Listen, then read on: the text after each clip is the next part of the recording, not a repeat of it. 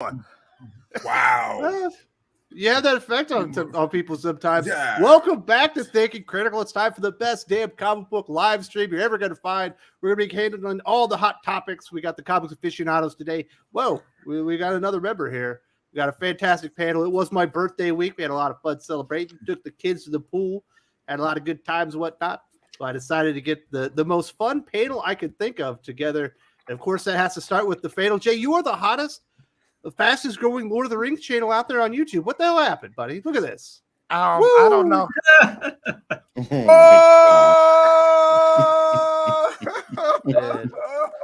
So you looking at my community post, huh? You looking at my community post? Oh yeah. I'm a member of it. I subscribe. Now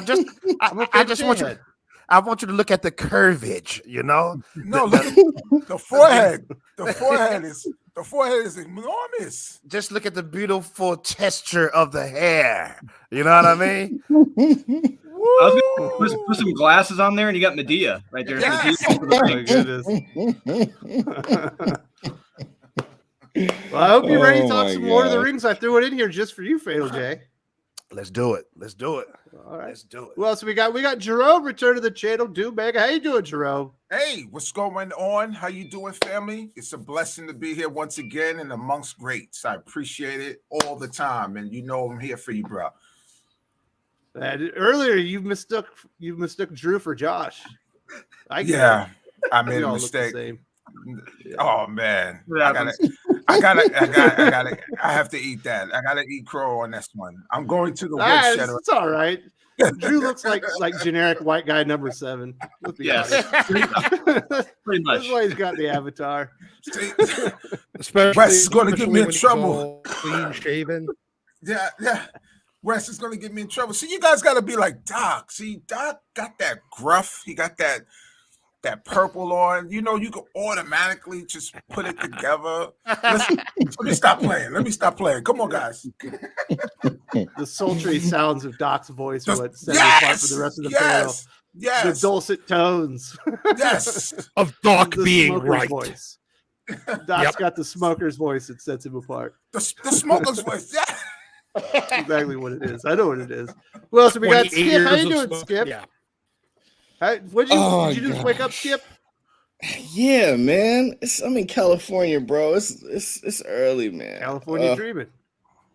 I wish I was still dreaming, but I'm here with y'all talking about some comics or something like that. I don't know. Shout out to Fatal Skip. J knows what I'm talking about. California dreaming. You know what I mean? Oh yeah, Red Hot Chili Peppers, baby. Yeah. What? That's the mamas and the papas, but that's okay. I got you. That's not Red Hot Chili Peppers. I thought that was Red Hot you're Chili thinking of Californication. Oh, yes. Tupac. He talking about Tupac. Yeah. Okay. No, literally where I was going with that, but you missed it up too. I tried. I tried to have your back, Fatal J. You just messed that all man, up. Look here, man. You know I got the IQ of an ant, man. Okay. Man, you know what the best part is? George Renda didn't walk out yet. He's still with us. Last time you were on here, he was like, fuck it. Fatal J's in the house. I must have rubbed off on him. I'm glad you're still here, man. I appreciate it. Don't be rubbing off on any of the viewers, all right? Well, you know, when I come on your stream, your lives, the numbers go down a little bit. So. Fatal J, I hate to break it to you, but rubbing off on the viewer, it's a felony. Please do not do that. You will end up on a list, sir. Look, if we keep it 250, 300 or better, everybody get burritos. I'm the Oprah tonight. I'm Oprah. You get a breakfast burrito. You get a breakfast burrito. You get a breakfast burrito. We'll see if we can make it happen. Who else? We also got Drew from Comics Elite, still not showing his face, but this time you didn't go work out. You just woke up like Skip. You slept in. I just woke up like Skip. Yeah, I had a long night. I had a long, fun night last night. So, yeah. Let's talk some comics. Let's celebrate my birthday. I appreciate that. Yes. Happy belated, Wes. Happy belated. Happy belated. Thank you very much. Yeah. I'm looking every one of my 44 years, but I'm trying to wear it well. You know what I mean? Absolutely. Feel a little older. Who else we got? We got the what is it? What do you have, Doc? You said you had power bottom energy. I hate you. I hate so much right now. How do you make that? Fuck you. Fuck you. You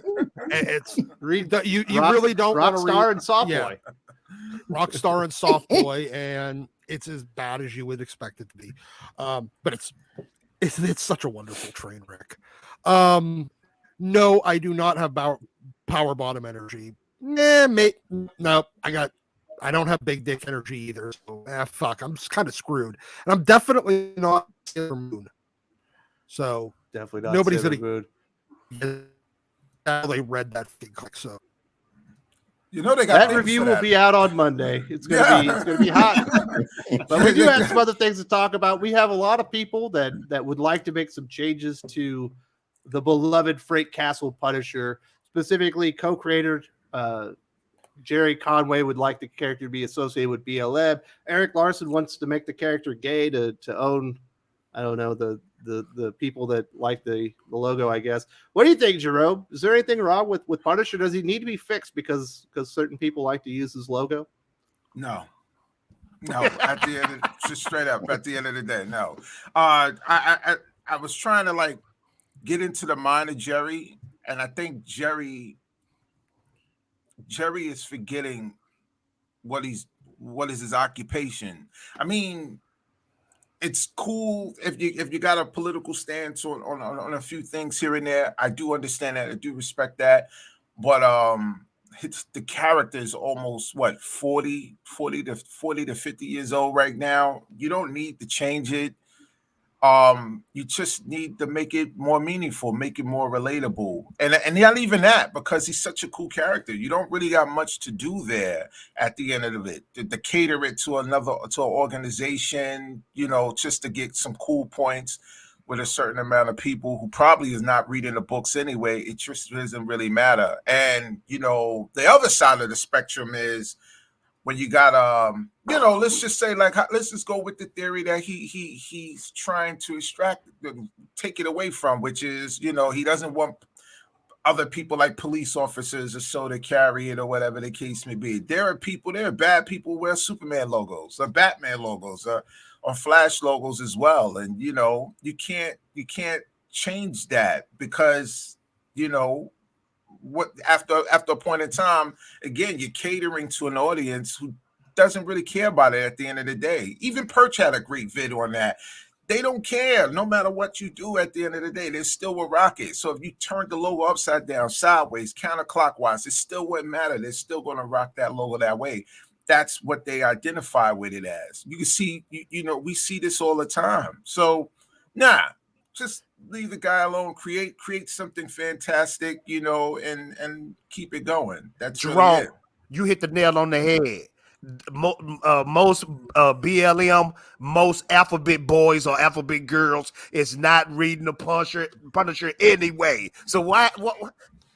And Wes always get on to me, but this is why I don't read modern day comics. I always stay in the 90s with the Image Boys, with the early 2000s, because of this agenda crap, man.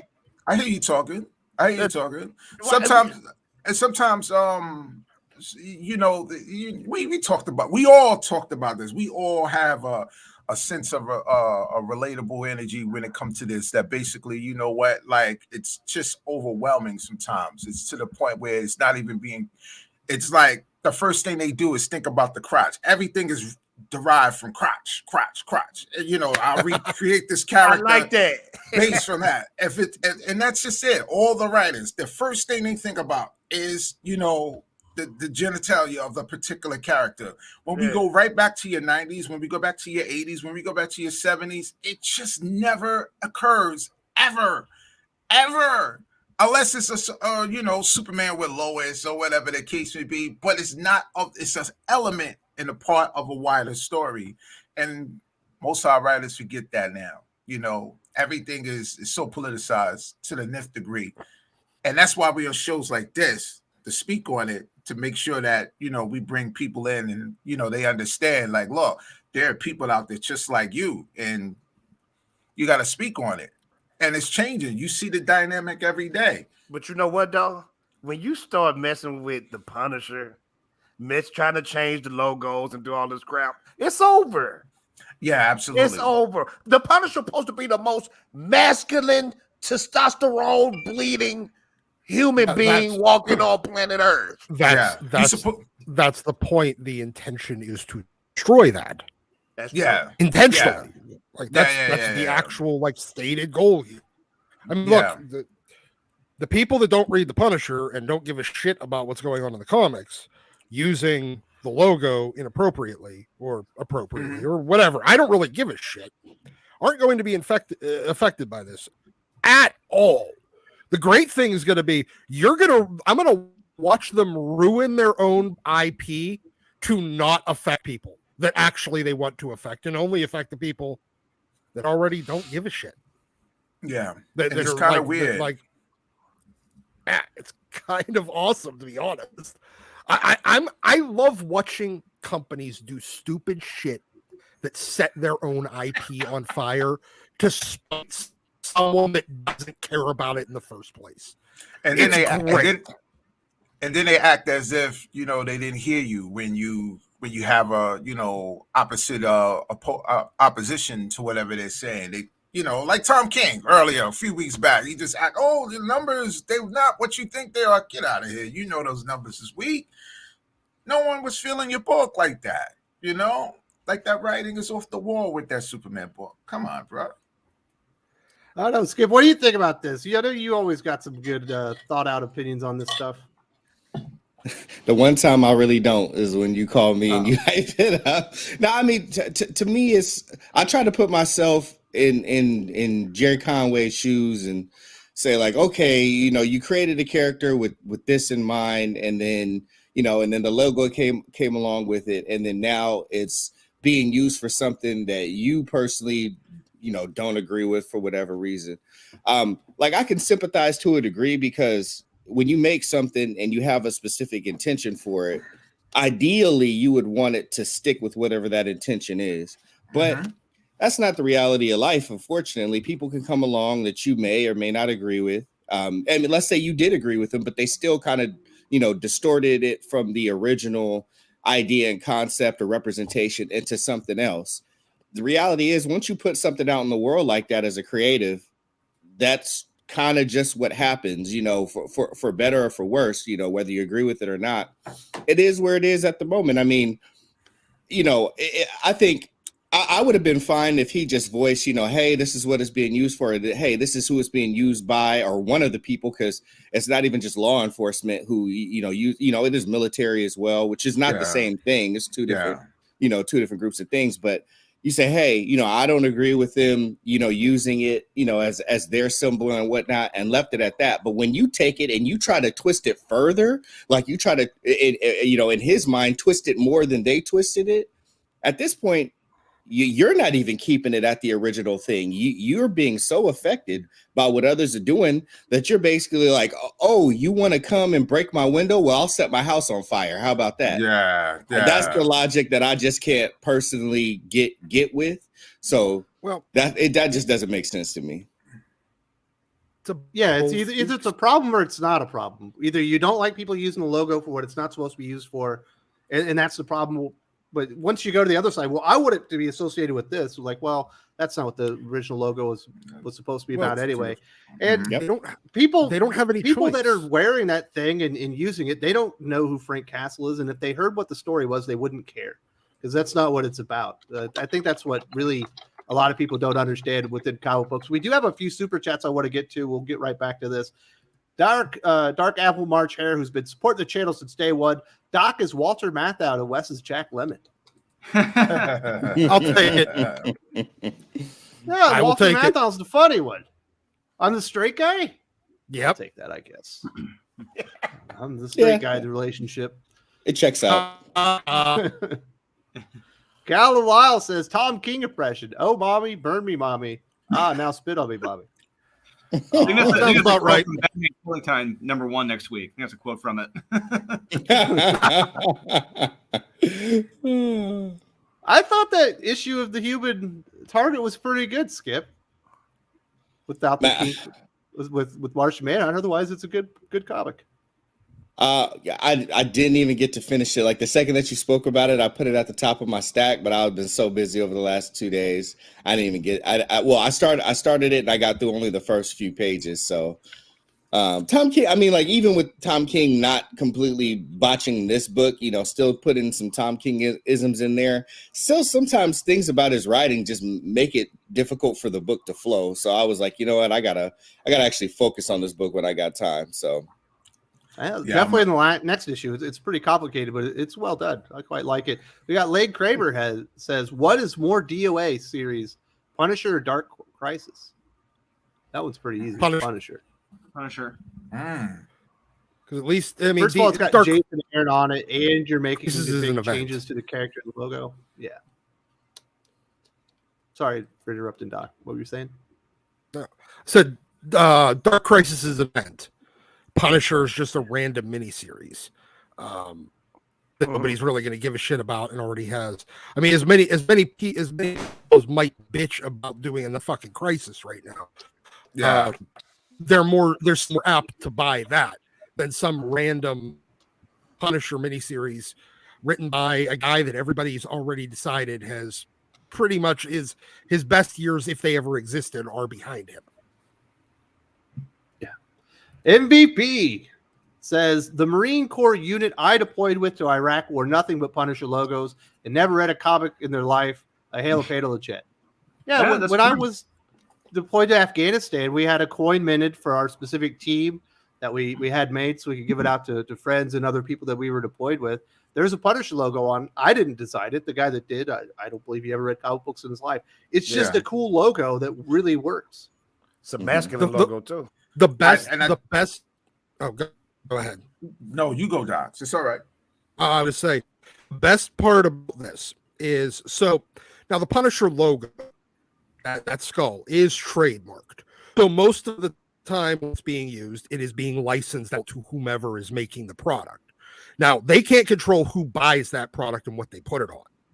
But so their solution to, we don't like how our licensed product is being used, is not to, tighten up their licensing of it. It is to abandon the trademark by changing the logo. And then you're eventually going to end up in the public domain where they're no longer protecting the trademark. Other people could just, and literally anyone then can use it for any reason. That's going to work out fucking brilliantly for you. Good luck. Not the smartest move in the world. We got Rip Phoenix Jones, or they don't have to use Punisher. Absolutely. There's nothing says that Marvel has to use the Frank Castle Punisher character. And so, I don't know, Doc, you think the Punisher is even a valuable commodity without his logo? I don't think he is. No, he's not. He's a random dude in a all black suit. If you were to take the skull off his chest, he's a random dark-haired guy in an all black suit with white gloves and white boots that runs around with guns. That is not even remotely, I mean, he's no different than, like, the Sin Eater from Spider-Man is a more interesting character at that point than the Punisher is. So no, it's generic. He becomes generic thug number 3. That's it. I mean, so no, he is not a more character without that skull. The skull is what draws the eye to it. And the new one looks like a fucking evil bunny from, like, what was that one movie by the guy that did Twin Peaks? David Lynch? David talking Lynch. About the Donnie Darko. Yeah, Donnie Darko. That's it. Donnie Darko, that fucking bunny. That's what it looks like. Great. You have the bunny from Donnie Darko now. That's special. Doc, your audio is coming in and out, especially when you get on a roll. Oh, I thought that was my bootleg internet at one moment. No, it's Doc. Hey, can I chime in real quick though? The thing about Eric Larson, because I see everybody talking about Eric Larson. Now, I'm going to blow everybody's mind right here. Eric Larson is probably my top 3 favorite creators of all time, man. I love his creativeness, not because of his art.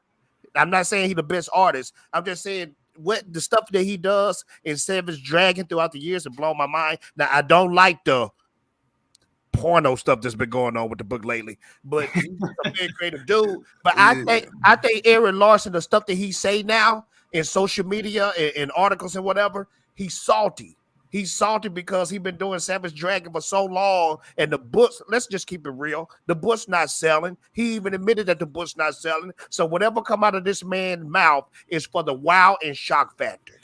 I think, but Eric, the reason why is, you know what? I personally am reading like his entire series as a challenge. You know, I try to do that sometimes. I did that with Power Man and Iron Fist. I went through all of them. So Savage Dragon is the one I'm currently doing along with new books. I think a lot of people should try that sometimes. I love Savage Dragon, man. Yeah. So I'm trying to go through that. Some of that stuff, you know what? If I personally speaking, some stuff he was drawing in there, I'm like 127 or 128, somewhere around that range. There's some stuff in there he need to get challenged on, because he be saying he say these things that he say on Twitter, but he also do some stuff creating characters that look kind of questionable. He get called out for. Especially some of them black characters. There's some black characters I see. It's like, he should be quiet with the stuff that he does in there, because some of his characters looking a little wild and strange. Savage Dragon is wild now, man. That's a wild book. But he needs it's time for him to get another writer on that book. He should get somebody to write that book, because it's drying up. I think he tried to break that record of Cerebus, right? Cerebus. He tried to Spawn. Spawn has the record. No, it's Cerebus. Cerebus got the record, don't it? No, Spawn broke the record a year and a half, 2 years ago. No, Wes. He's trying to break Cerebus' record because he drew 300 issues straight. Oh yeah, because he's illustrated it. And right. Todd did. Spawn has the record for the longest indie comic continuously in publication, but he did not draw all of them. Yeah. So he's trying to break that record by doing 300. Once he do 300, he can, hold his hat on, wherever he wants to hold it at, But back to you, Jim. Jay, I mean. Well, we've got a blast from the past. Kenneth Dowling is in the house. That is awesome. Good to see you, Kenneth. What's up, Ken? Up the new job and all that stuff. Hope everything's going good. Good to see you. We've got common sense. If I work for Marvel Animation, use the Punisher to keep his logo. When Twitter try to cancel me, and executives will force me to bend the knee. Yeah, Twitter's always going to cancel everybody, right? Fatal J's get it left and right with all the crazy stuff he's saying about Lord of the Rings. Right, Fatal J? What happened to you? Well, we'll talk about Lord of the Rings here in a bit, but I was a Snyder Cut channel, and you used to harass me and make me feel bad about myself every day, so I had to switch up my topics. So now I guess I'm a Lord of the Rings channel. Fuck your hobbits. Thanks to Wes. It's Wes' fault. He mentally beat me down, made me feel horrible about myself for liking Zack Snyder and everything that Zack Snyder touches. So I had to switch it up a little bit. And now people like that. So I'm not apologizing for that. You should feel bad for being that much of the Snyder Cut. We got Cal Lyle here. Doc, that Canadian writer you mentioned with the bad humor is like, look there, eh? Looks them truckers are about to honk outside the house out there, eh? Is it like that? Eh? Yes. Yeah. The Canadian writers have all of the sense of humor of a maple tree. You're our hat. Rick Moranis Canadian? What do you mean, man? Rick Moranis is hilarious. Rick Moranis is the exception that proves the rule. Was he in the new Ghostbuster movie? No, he wasn't. Oh man, he was the only one that didn't show up. But regardless, no. Dan Aykroyd's Canadian. He's funny. Are you sure he's funny? He's only really good. I've seen Ghostbusters. No. It's really funny. He needs to be paired up. He's only funny. Got a point. He's got a point. He's only funny if you pair him up with a straight man. He needed Ernie Hudson to be funny in Ghostbusters. You're right. Blues Brothers, the funniest dude was John Belushi. I never thought about that. Yeah. So sorry, I don't think Aykroyd's that funny by himself. He is. What is a solo Dan Aykroyd movie that's funny? It's not one. Yeah, the best you would have is Coneheads, and even that was mostly what's her name that was also on the show back then? Jane Curtin. Yeah, Jane Curtin. I forgot about Coneheads. And Chris My Girls was the feel-good comedy of the year. Remember that one? My Girl? Nah, man, Yeah. it was sad, man. The little boy died from the it was beach. sad. Yes, we know. That's the joke. That's the joke. We've also But, got hey. Mike Cummins supporting the channel. Thank you so much. I don't see a message here, but really appreciate the support. Really appreciate everyone supporting the channel. We've got Cal Lyle. Once again, when Mark Wade comes back to DC, he'll most likely racial profile everyone he sees. I still can't get over what he wrote. It ignited with Kwanzaa. No, I disagree with that. I don't think Mark's going to do that stuff. I've been reading. Like I said, I read issue 1 for World's Finest. I don't think he's going to do that at all. But I could be wrong. We'll see what happens. I don't think so. Jim By the Carrey is way, Canadian, Doc, and he's hilarious. Jim Carrey's Canadian? Oh, yeah, without a shadow of a doubt. He was hilarious. He is not hilarious. John anymore. Candy is also funny until, well, he was funny. He's too. dead. Yeah, but he's funny. He's Canadian. Yeah, Jim Carrey would be about as funny as John Candy is right now too. Well, But everyone- Jim Carrey, he current may not day be John- talented. Look, Jim Carrey current- might not be funny, but you got to admit he's talented, bro. He's Jim- talented, man. current day Jim Candy or Jim Carrey is as funny as current day John Candy. Jeez, Doc. The dead Man, that's joke. kind of Yeah, cold, got- man. Yeah, common because sense. I found it funny that people mad at Danny Rand using kung fu as cultural appropriation, but no problem with Frank having Japanese symbol in lead ninjas. Yeah, this shit looks like it's from Mortal Kombat or something, doesn't it? yes.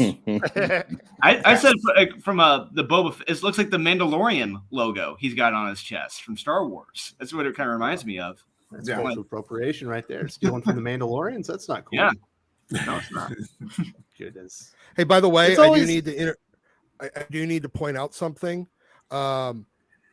Eric Larson is not. He's incapable of getting the longest running book where he wrote and drew every issue because he did not write and draw every issue because there was the Image X month early on where he drew everybody else's book and Jim Lee drew his for an issue. So fuck but- you, Eric Larson. No, but no, You can't Doc, do it.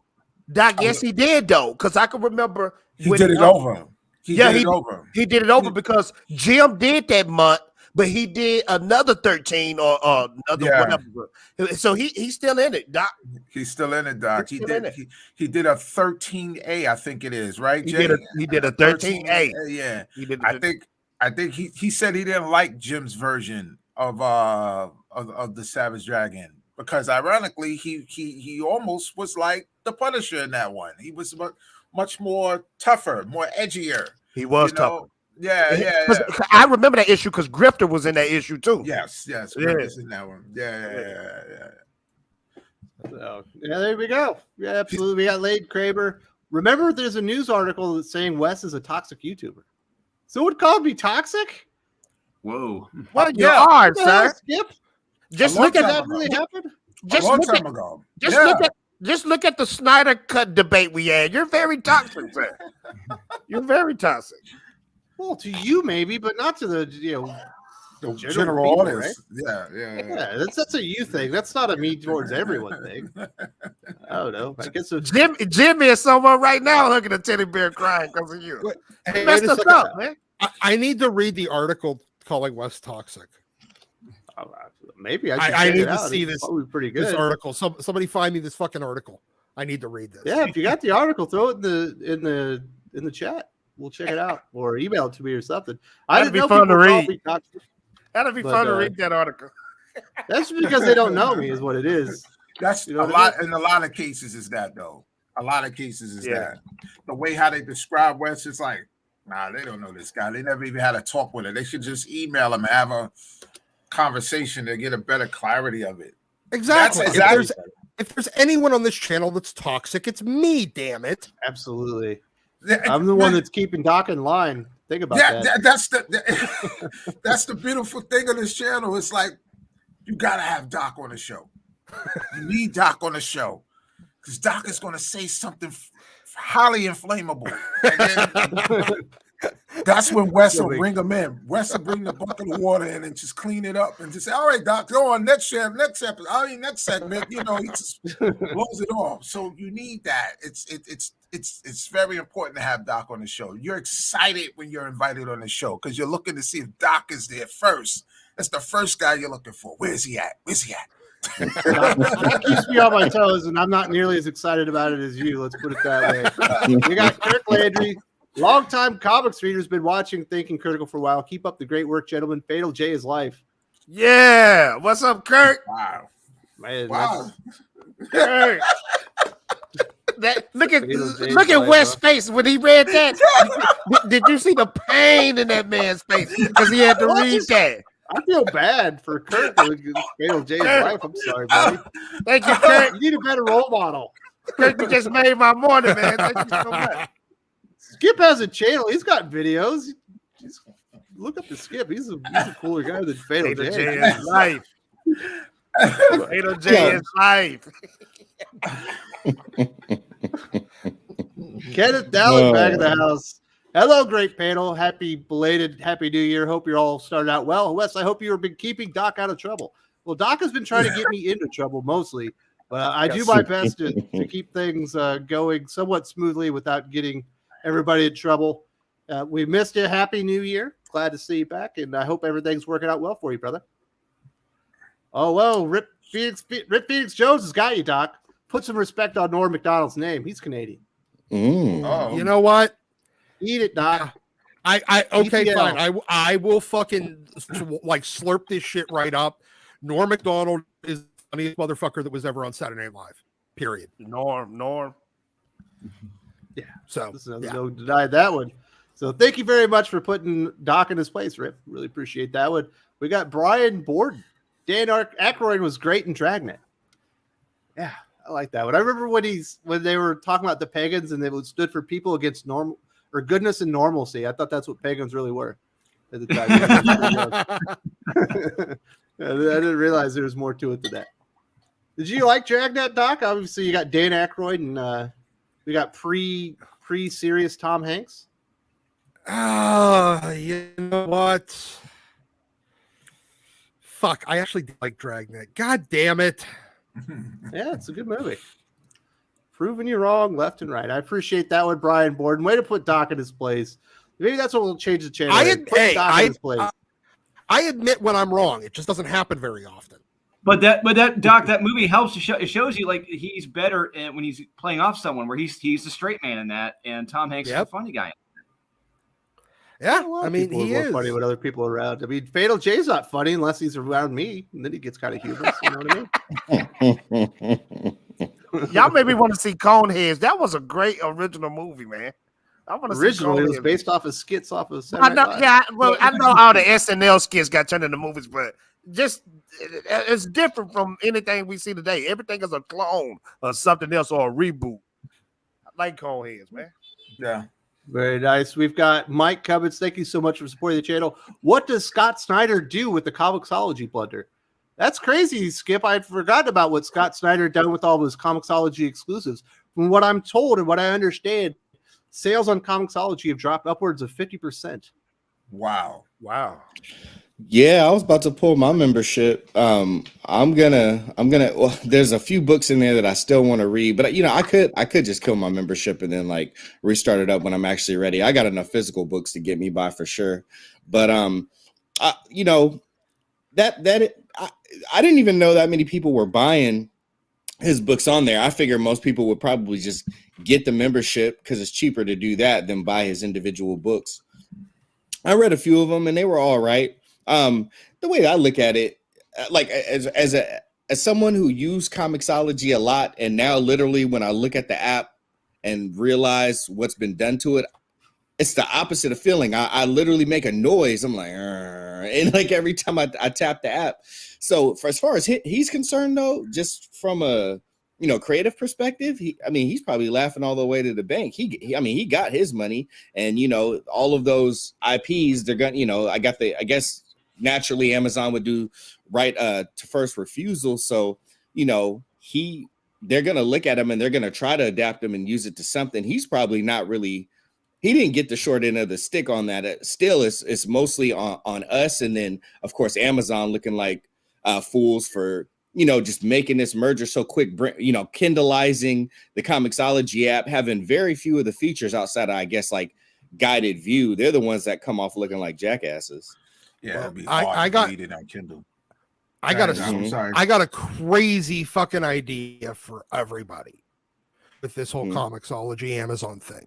If you were in America and your comic shop is less than an hour away, stop renting your comics digitally. And you don't have to worry about this. Go buy. What if you live in an comics. apartment and you don't have room for new comics? Buy what you want when you're done. You might I'd say rent. get a couple. Probably easier that way. No, because Man, you were renting them indefinitely. That way. There you go. Hopefully this Comixology stuff gets fixed. Obviously, Amazon finally admitted they made a mistake, so I guess that was the first step. We got Leigh Crabber. This article said Perch is a corporate shill. What article are you talking about? I looked about where he posted this. I couldn't see what article he was mentioning. But Perch is not a corporate shill. Perch is a good guy. Obviously we have some difference of opinions here and there, but I'm not toxic, and Perch isn't a corporate shill. He's just a good guy.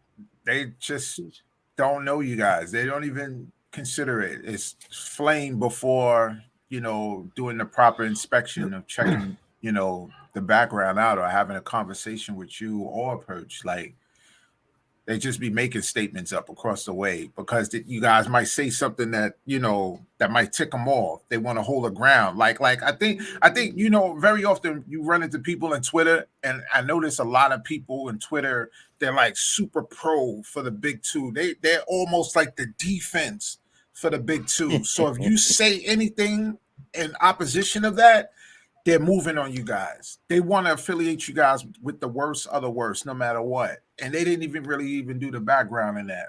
That's exactly how I met Wes. I met Wes through someone. I saw one of Wes' old videos. I think Wes and Doc. We're gonna go back. I met Wes through something that he said about Leah Williams, and a friend just popped up. Oh, what? I don't like what he said about that girl. Why you posted that? Like, what? Like, you didn't even read the article. I mean, you didn't check the video out. Like, he had some valid points. Nah, it's the way he said it. How did he say it? So again, it's like, did you check out any of his other videos? He's fair and balanced. He's not literally fair and balanced. Come on. Like, these guys. As far as associating with bad apples, I'm associated with Fatal J right now. How much work did I do to my reputation? You know what I mean? Fatal, what are you eating? Oh, he's eating Cheerios. Those better be Honey Nut. Better be Honey Nut Cheerios. The breakfast of champions, sir. I never seen someone singing for their cereal. Wow. Hey man, I'm like a big kid on Saturdays, man, because I work so hard on the weekdays. So what I like to do is get a big bowl of cereal, watch some 90s cartoons, and enjoy life, man. Now you talking. We got Kenneth Daly. Jim Carrey in the 90s was the funniest man in America. When he started trying to win an Oscar, that's when he lost it. Aykroyd is not funny by himself. Love Blues Brothers. Love you too, Doc. Why you got to ruin a perfectly good super chat like that, Kenneth Daly? Why don't we throw a Doc love? And Jim Carrey was hilarious.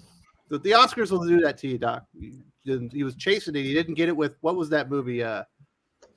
Eternal Sunshine on the Spotless Mind. No, the one where he's being filmed. The Truman Show. Oh yeah. Truman Show. Yeah. That's the one that did it. He stopped being funny. Eternal Spotlight. Spotlight of the. That's a good movie. But and then Adam Sandler tried to do it too. Spain. My favorite Christmas movie of all time was The Grinch by Jim Carrey. That dude, he's a talent, man. My question is, how the fuck did we never get a Fire Marshal Bill movie? They didn't make a lot of movies out of his 11 Color stuff was golden, man. Yeah. There's one skit he did on a Living Color. He played like a PETA activist or whatever, running around telling people, "What are you doing? That you can't be throwing the football around. It's made of animal skin." Just going nuts. Like, if you watch that skit now, it is so relevant now today. Like, I can like every psycho on Twitter. It's like, this is Jim Carrey. He was like 30 years ahead of the game. Yes, he was. Yeah. But you know what? The first Ace Ventura movie, it's no way they could have made that movie today. No. You can't make any of these movies. No. There's movies you can't made make 2 years ago you could make today. Yeah.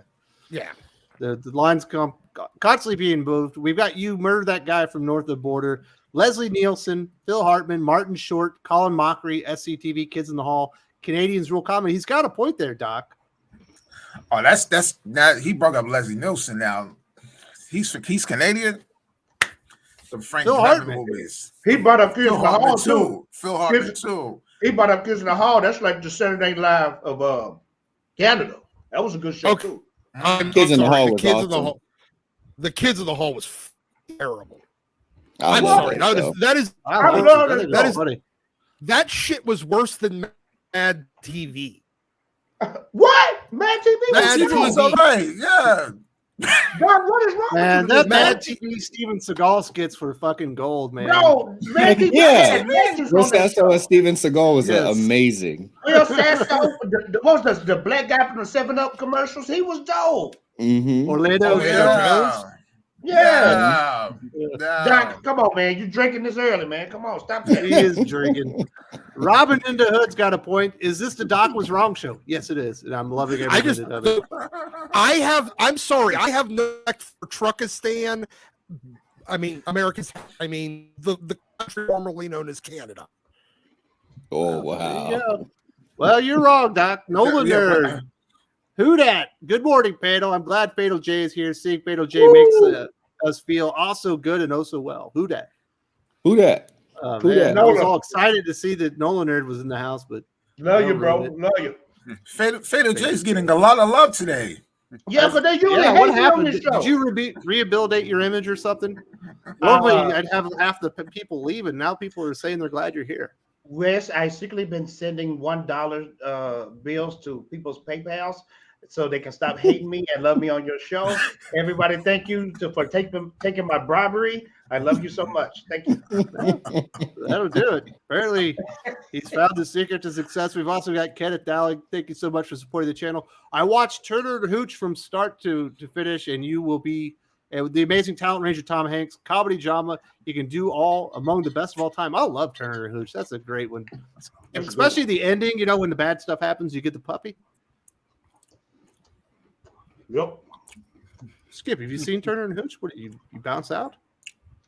Man, you know, shout out to Tom Hanks, you know, Northern California boy, went to Sacramento State, so I gotta show love, but I've never watched Turner and Hooch in my life. Oh man, you missed out. I'm not That's an a good animal movie. person. Remember, I'm not an animal person. Get Flipper out of here, get Lassie out of here. I'm not an animal person, man. I'm a little Watch him in upset that you're comparing Flipper to Hooch, to be honest. It feels Watch him in Bachelor Party. Watch the movie Bachelor Party. He is hysterical That's in another that good movie. There you go. Yeah. See, I can watch Bachelor Party. I could do that, Drew. yeah. Turner and Hooch is good. It's better than K9 with one of the Belushis. Which one was it? Was it Jim? Jim, I think. Yeah. Yeah, I think Yeah. they came out around the same time. Mhm. Yeah, Turner and Hooch, fantastic though. We've got Callum Lyle. I think Tim Sheridan's goal in life is to just lecture everyone he did work with Soy Boy on the Shebale Tila show. That explains. I don't know. His goal in life is not to sell comic books. I know that would Drew. Drew, did you read Teen Titans Academy number 12? Yeah. Obviously, we're gonna get to it. I hated You it. loved It was with the reveal. I'm like, really? This was the big reveal? This is what you've been waiting all these issues for? And on top of that, there have been 4 other Red X's. I mean, this is just a joke at this point. It's just a joke on the readers. I couldn't believe it. Yeah.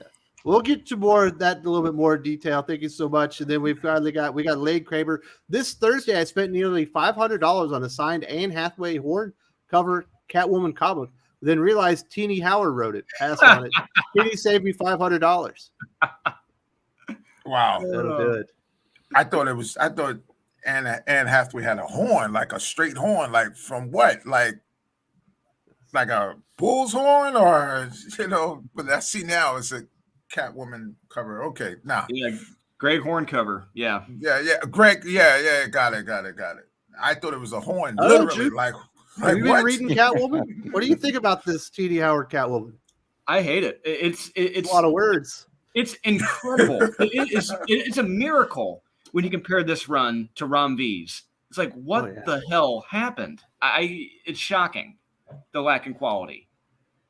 The art's actually pretty good. The Nico Leone art's looks pretty dope, but Yeah, but the dialogue, the constant rambling of dialogue, it's atrocious. yeah, it's unreadable. Hey, you made a look, good move. we're- Spend that $500 on something worth your time. Fatal J, what do you do for $500? Leigh Crabber's got some money. For $500, man, I can't tell you that because they say it's illegal. He's got an OnlyFans for that, Leigh Crabber. Look it up. Fatal J on OnlyFans. That's called prostitution. We're not allowed to Whatever. do that Tom. one. That's all That's we're why I talking didn't want to about. say too much. I didn't want to say too much, okay? Well, let's get out of the bag on that one. $500 worth of Fatal J on OnlyFans will go a long way. My goodness. You murdered that guy. Doc equals high anger, low humor. Feet. It's Fatal J feet pics. Now, look, I'm getting ready for it though with the OnlyFans stuff. Like, No. how much this Right? picture You worth? gotta do the little- Yeah, how much this picture worth? Wes, what you think? Uh, Blow me up, Wes. Blow me up. Well, I don't think the doctors are going to charge me about, I don't know. Chat, let me know how much this picture is worth. Blow me up, Wes. My Hey, goodness. look, It's the cheeks for me. It's the cheeks. Which cheeks? That's Hey, all I know is the doctor. the ones he's telling right now. These eyes have been messed up. You can't unsee crap like that. That's the worst. Fatal J is a wild card. You never know what he's going to bring to the table, but you know you're going to hate it. That's what it is. It's messed up, man. All right, let's talk about this new Batman creative team. Let's get back into the news. We've got Chip Zdarsky, Jorge Jimenez kind of sticking on the title. Couldn't be more excited personally. I know a lot of people were enjoying the Josh Williamson, Jorge Molina run, but we kind of knew it was temporary.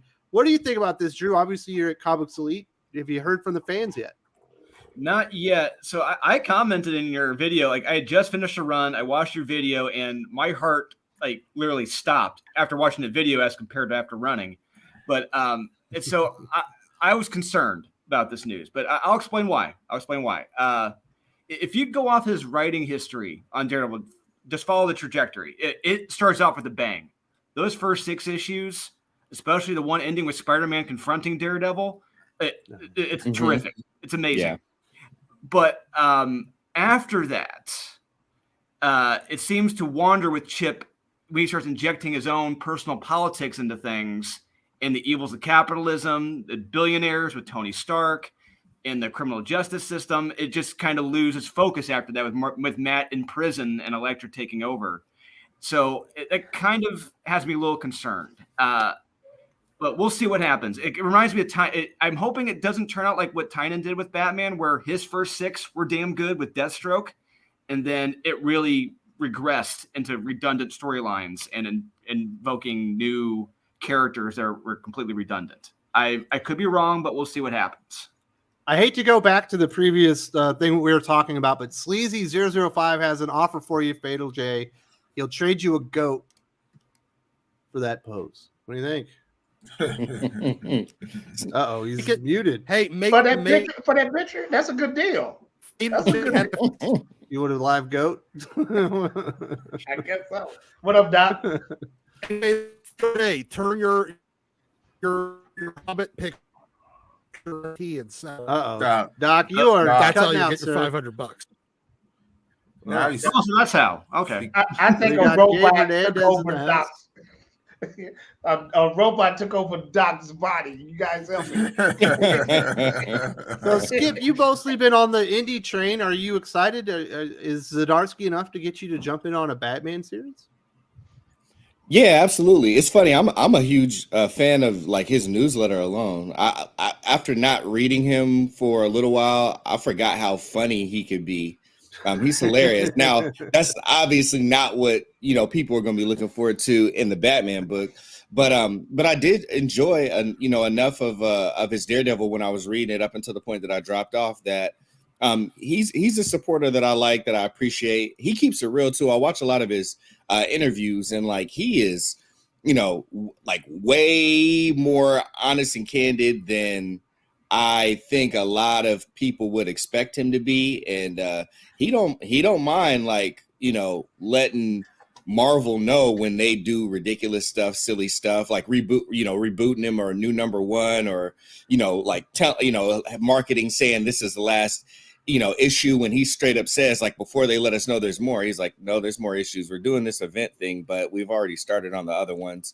And they're probably going to reboot it with a new #1. Like, even he has that reaction in interviews, similar to us. So I'm definitely going to buy the first one and support him. I may wait till the first arc is over before I get the whole, but Chip Zdarsky overall is a supporter that I create from going back and reading Sex Criminals, which I know how some people feel about, but I dug it. I was into the book. I like I like the fact he also writes a lot too, between the stuff that he's doing at Comixology, to his indie stuff, to the titles that he is doing at both Marvel and DC. Man, he's a hardworking man. So I'm gonna go ahead and buy the first one. I'm gonna support him, and we'll see what it goes from there. But I think DC is actually going to get me to buy a Batman, the first issue of a Batman story arc, and that's hard to do. And the key, the fly thing about Chip is he's like a throwback. He's a rarity in this type of climate that we got right here. Like, he's on a particular book for more than 20 issues, and he's showing a high level of consistency. And even though what Drew was just saying earlier, about how the story's waved off. Here's the ticker. Like, we don't even have writers that do that anymore. Like, a writer is typically on maybe 10 to 12 issues, and then after that somebody else might pop up on it.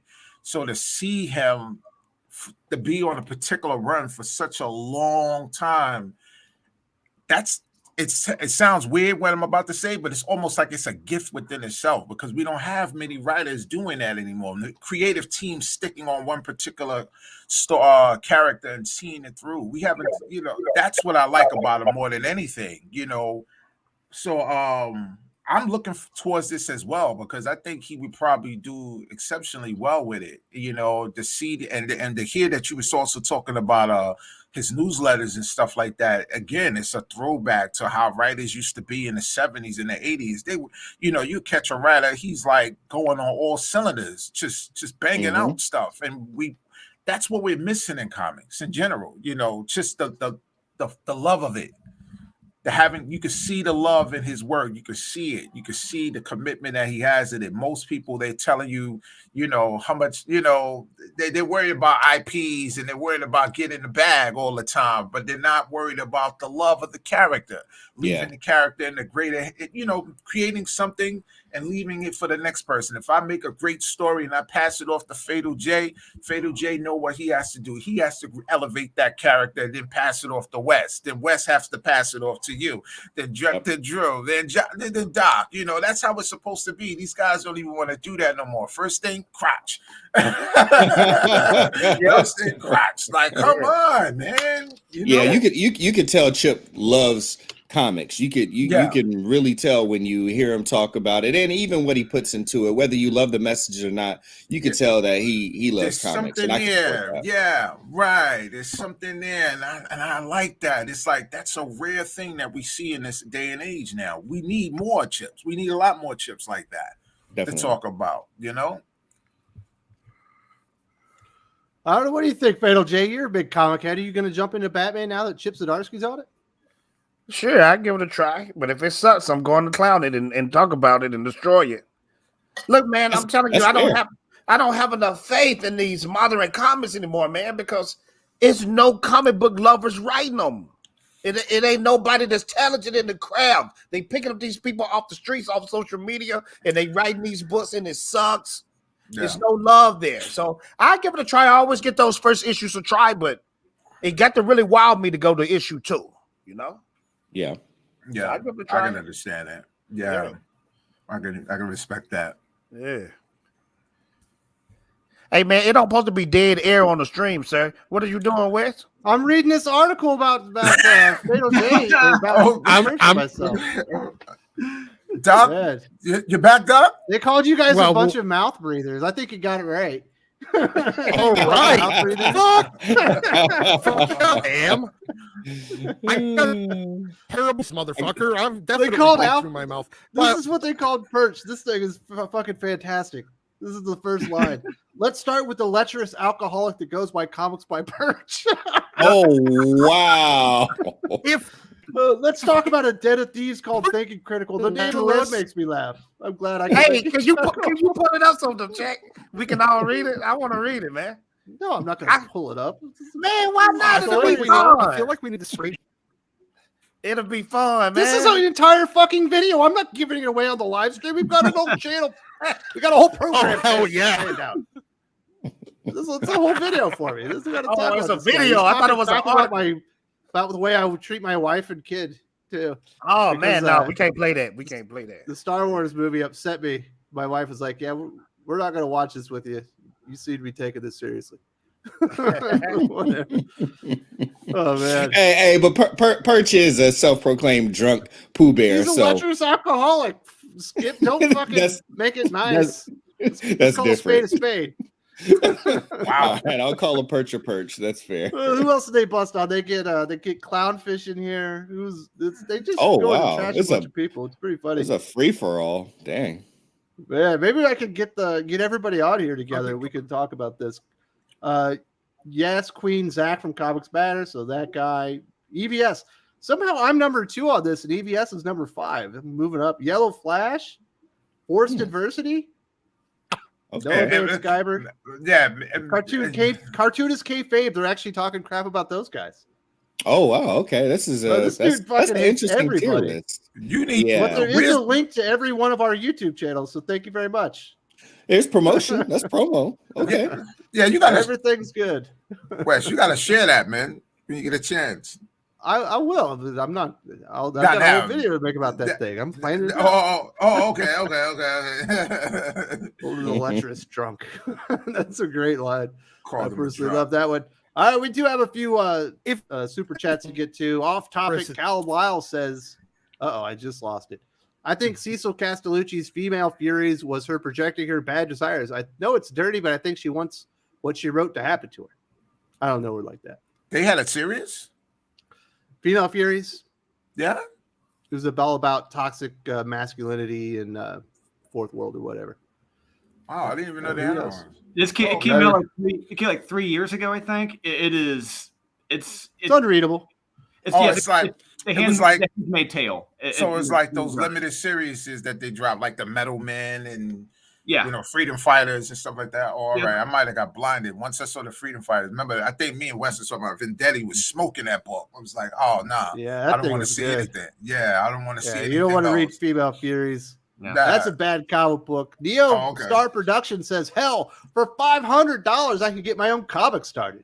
Well, you could, but you wouldn't get to see anything as titillating as Fatal J doing. You know what I mean? He's got the, yeah, that's worth at least $250. Get a whole, you'd probably get a 2-minute video for $500. My goodness, we got Jordan Fugate. I'm optimistic. I've read enough Zdarsky to have confidence that it'll at least be an improvement over the recent Batman runs. I think it'll be better than Tynan's run, to be completely honest there, Drew. Hopefully, possibly. I mean, like I said, I'll give him at least 6 issues. I know the first 6 will be solid. That's what Tynan did. Tynan, his first 6 were solid, but Tynan's just kind of wavered off after those after those first 6 when you follow it. But I'm hoping I'm wrong. I'm hoping he can do a solid, 12, 24, whatever he has planned, solid run. We'll see what happens. Yeah. Mm-hmm. Very interesting. Thank you very much for supporting the channel, Jordan. We've also got Kenneth Dowling. Zdarsky is one of the best comic writers in the industry. I feel his limited series are better than his ongoing. His Daredevil stumbled a bit. I'll definitely check it out. Well, I think Daredevil ended up stumbling because they were in a holding pattern because they were waiting for Devil's Reign to go out, and he had to get from kind of the end of what was that? One when Null came to Earth. That one.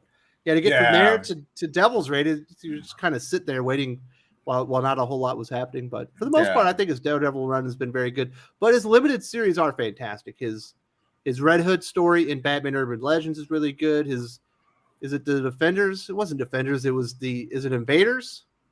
Yeah, Invaders. What? Invaders. His Invaders limited series is fantastic. Oh yeah. The look that one original up. Human Torch and everything. Yeah, that one's absolutely fantastic. So I think Zdarsky's going to do a really good job. Doc, what do you think about Zdarsky on Batman? Are you going to come over to the DC for this one? Probably no. Man, your internet sucks, Doc. You might just have to leave. I think he wrote the Marvel team up too. That Marvel team up Okay. with the Human Torch and the Thing a couple years ago. Mhm. I think that was actually really Oh yeah, good. Marvel 2-in-1. That The thing was 2-in-1. awesome. Yeah, Mhm. How that Oh, he didn't did- get in oh, the he did. Fantastic Four writing gig, I'll never know. same here. Chip doing the Fantastic Four. He did Marvel 2-in-1. It was before Fantastic Four launch. It was really, really, It was really, really really, good? really good. Yeah, Yeah, Then they just kind of torpedoed it with really bad artists after about 6 issues. that's Yeah. probably why. Isn't that the one with Jimmy on the covers? I forgot his name. Oh man, Jim I think Chung. it was like Jim Chung? Jimmy Chung. Yeah, Jim Chung. Yeah. And it had the 6 issues. Yeah, those covers they looked pretty good, but I didn't move. I was like, nah, you can't do Marvel 2-in-1 like how it used to be. It got to be the same way, a rotating cast of particular individuals.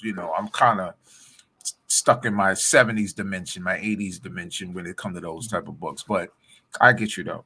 yeah. I it wish was it's been Marvel Fantastic Four without the Fantastic Four. That's what it pretty much was. Yeah, and they need to do the How do you like the Fantastic Four? You guys are into that now. Some of that. I Man. think Wes, you had a good review on one of that Reckonings, man. That was I think it was. Yeah, it was the best worst of the week comic we've ever read. Holy crap, this isn't bad. Yeah, it wasn't. You was right. You was right. The wasn't best what we were Fantastic expecting. Four comic book I ever read in my life didn't even have the Fantastic Four in there, but it was Doom. What's this little land called? What's this little land? Latveria. That's 248, I think, right? But I'm talking 248 about or 247. But it was when Galactus landed in Latveria, and it was dope because Doom brought out all his robots, and he was like really going in on Galactus. I love that issue, man. Nah, that wasn't it then. Yeah, that wasn't. don't nobody remember that issue? That was a dope issue. Who drew that? I can't even remember. It's somewhere in my stash. But In the stash, right? that was a dope one though.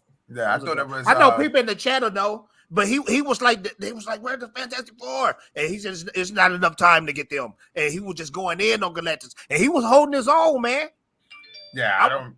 I remember that one. I thought it was one of them John Byrne issues. Those are like I keep those. Oh yeah. John Byrne is dope. Yeah, Those are That's right in the box. That's still in the box. Like, Yeah. those don't leave. Those don't. All right, fellas, let's get back to these a couple more super chats. we have. Thank you so Chillmonger much to said- everyone. Sorry, Chillmonger said it's number 6 or number 7 right after the Things win. Yeah. It was the. Oh, You know what I'm talking about? No, Yeah. no. I never, Damn I you, never Fail understood J. Do it. you not know what we're moving on means? I'm sorry, man. I'm sorry. I was just trying to put it out there. I'm for the trying to people. get to this Lord of the Rings segment. That's your segment, buddy. I'm trying to Oh, get it okay. to you. Let's read these down. Thank you Thank you so much to everyone for supporting the channel. God, you can't even you got me not talking right, Fail J. Jeez. Doc leaves and then you take over. My goodness. Callum Lyle, I'm sorry for being cynical, but what are the chances that Chip will get booted out by the Karen Whisper Network?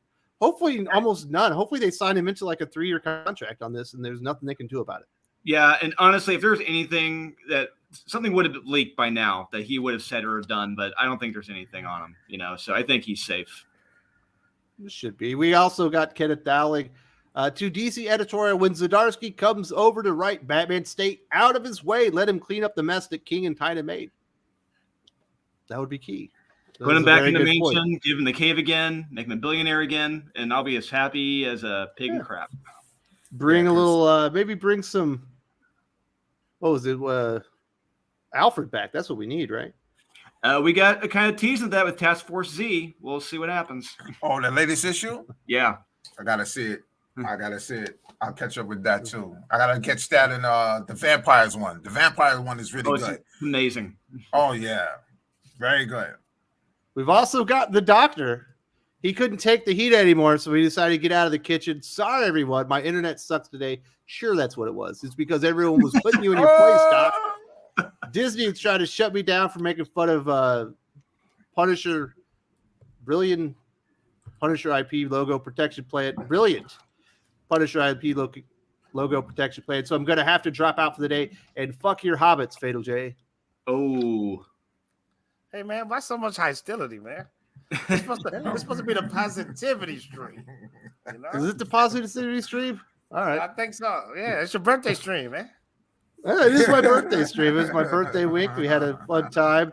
And thank you very much, Doctor, for supporting the channel. I'm sorry your internet sucks, but we shall endeavor to make this the best show ever, even without you. And thank you very much for supporting the channel. Cal Lyle. Off topic. This is controversial, but you don't have to answer. Are there characters you want to like, but you can't because of personality and changes? For me, it's Angela, who used to be in Spawn. Oh, that's a good one. Mm-hmm. Yeah. That's a good one. Yeah. That's Yeah, a I mean, there's plenty of characters that if they had better personalities, I would like. Yeah. What are you saying, Drew? The Black Knight, Dane Whitman. I do not like how they've written him. If you, like I've said, if you go off how he was written back in the 80s and 90s to what he is now, he is just a shell and a joke of who he used to be. Yes, a lot of people like to don't like to give him his props on during that Avengers time with the bomber jackets, but that was some great stuff there. All of that, even before they hit 300, like the stuff Roger Stern was doing and things like that. As he was maturing, they made him into such of a compelling character. And then after 300, when he kind of like I think he did lead the Avengers at that time with Steve Epton's run. That was some great stuff there. Him with the triangle with Cersei and Crystal. Come on. It was great writing there. They just needed to just leave Hercules' beard alone. Like, you know, they shaved him and made him look like a fake Fabio. It was like, bro, like, you know. Oh, yeah, I remember that. Yeah, but the book was great. And yeah, he's one of those characters. Wasn't he recently into something? I think he was in the Null storyline, I believe. Then they just wrote him so dull. Like he didn't. No, the Black Knight was in. He was in Empire.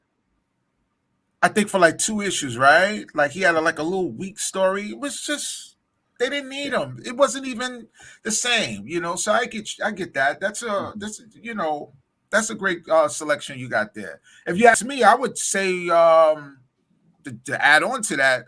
I'm still waiting for Captain Marvel to arrive. Like, you know, they need to do something with her. There's so much ground on her. Like, they just messed her up. But they trying so hard, they can't get it right with her.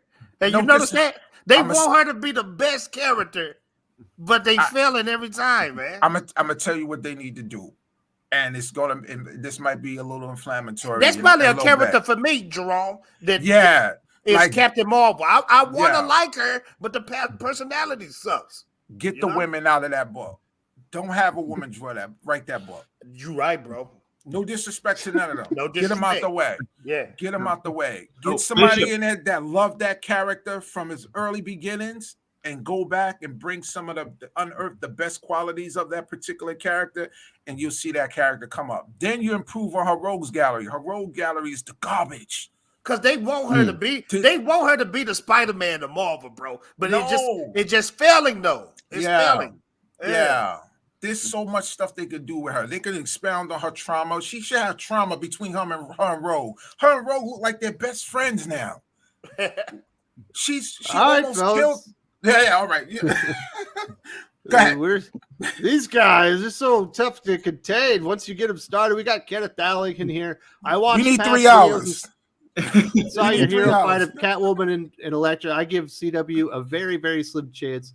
CW has some skill, but Catwoman has some skill. But Elektra is a master martial artist, professional assassin. Elektra takes. Yeah, Elektra will kill Catwoman, man. Man, Catwoman would steal her size and shove them up. Catwoman, all right.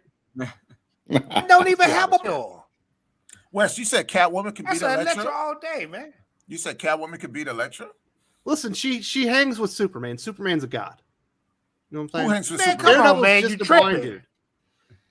Catwoman is an average street fighter compared to Elektra. Elektra is she's the woman. She's got agility, man. It's unmatched. Man, please. Wes, if you said, what's the girl name? Cheshire. If you said her Cheshire Cat. If you would, I would see that would be the old version of her. Actually, would be compatible against Elektra. This Elektra right now, I get you now. This Elektra, she might can get tossed around by this Catwoman. This modern Nah, this Elektra's Daredevil. Daredevil can't be by Catwoman. I don't know. It's a difficult. It's a tough conversation. But you're right. Elektra would probably whoop her butt. Plus, yeah, she's got some big time skills. We've also got Dark Admiral March here reminding you to smash that toxic like button, everybody. Yes, definitely go hit it and let everyone know we're having a good conversation here. We're about to get to some Lord of the Rings fatal takes from Fatal J himself. We've had over 200 viewers for quite a while. I think we're almost to 100 likes. So if you could bump that number up, we would definitely appreciate it. Oh yeah, I need to hit it too. Send those up. You definitely need to hit it, Fatal J. You've been hitting the Black Dwarves and Lord of the Rings angle for a while. It seems like this has offended you personally. I didn't even know that you were this against Black Dwarves and Lord of the Rings. What happened, Fatal J? Well, this is the thing, man. I'm a black man, of course, if you haven't noticed. And I'm into black representation, but only when it's needed. And it's not needed for the Lord of the Rings, because this is what I love about Tolkien. I haven't met any other author. Now, it could be some out there. You guys correct me. But when it comes to J.R.R. Tolkien, this is the most detailed man known to fantasy fiction. I mean, you can literally take somebody in the book. Let's take somebody like Aragorn from the Lord of the Rings trilogy. Okay. You can trace back his family history for centuries in those books, bro. So that's what kind of teed me off, because when I was reading these books when I was younger, when I read The Hobbit, when I read Lord of the Rings, I was like, it would be so dope to see this on the screen. Yeah. Peter Jackson did an amazing job. I don't think nobody will ever in life be able to top what Peter Jackson did to Lord of the Rings. Yeah, they better not even try. Bro, to me, it's a waste of time, because it ain't gonna never be that freaking good, bro. Yeah, don't even try. Yeah, I remember watching that as a youth. I remember seeing the cartoons of that when I was. See, I got the cartoon.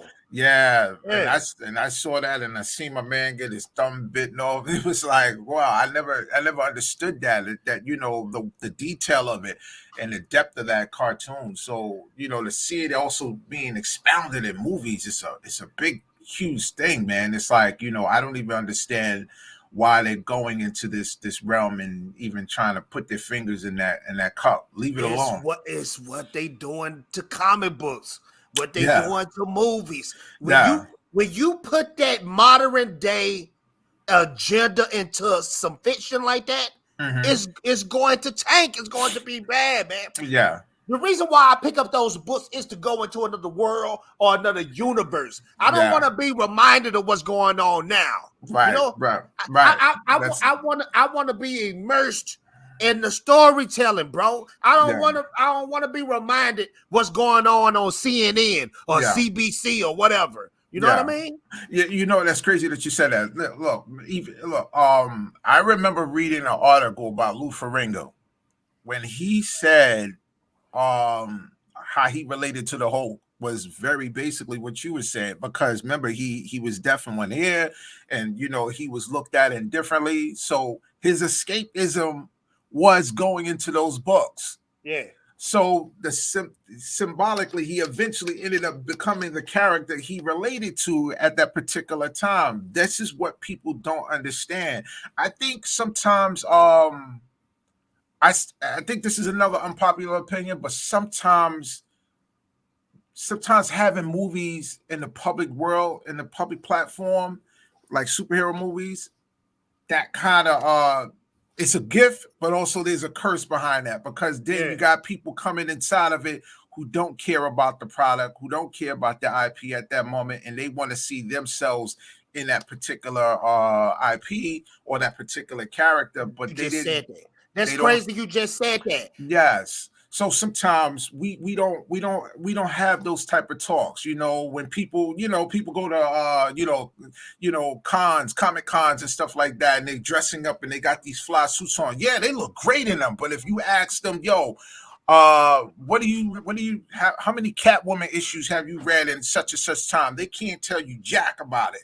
They don't know that part. They only know what they see on Google or whatever they catch on a particular book, and they ride on with it. And these are the people sometimes who end up getting into that particular system, that Jerome. ecosystem of sort, and start trying to represent, the comics we're into. They do it in music too. Jerome, you killed it, bro, because I was watching this thing. They had a round table for the Lord of the Rings of Power Amazon trailer. And there was these so-called super fans. And you said it, bro. I'm listening to them talk. I know Tolkien lore. Yeah. None of them discussed Tolkien lore. All they said throughout the whole thing, I can see myself in this character. I can see myself. Look, when I read the books, I'm not trying to see myself in that character. I'm just trying to see a dope story and dope characters, bro. That's it. Now, if I can relate to those characters' personality traits or whatever, that's cool. That's perfect. Because that's like Star Wars. When I look at Luke Skywalker, I picture myself as Luke Skywalker. He don't have to be black for me to love Luke Skywalker. Yeah. My favorite superheroes of all time is Superman and Batman, not Black Panther. Okay. You know what I mean? Yeah. I remember growing up in the 90s, and comics-wise, I remember really loving John Henry Irons of Steel. I thought he was awesome. And I remember in the 90s, this is going to sound crazy. I mean, I like Mantis. Mantis was one of my favorite shows on the air in the 90s. You took it back, bro. That was a dope show. Yeah. I thought he was so badass. And I wanted to be those guys. I thought they were great. And Night Thrasher was another Marvel character I wanted to be. Night Thrasher was the favorite, yeah. It didn't matter that they were black. They were just awesome. They were great characters. Yeah, we did. Yeah. You're absolutely right on that. You know what? In those eras too, in those times too, I think we brought this up in a conversation before. Maybe we was on the same show, but I think I can say this too, and I think Jay can go along with it, and Skip could too a little bit. Like, you know what? Like, we don't,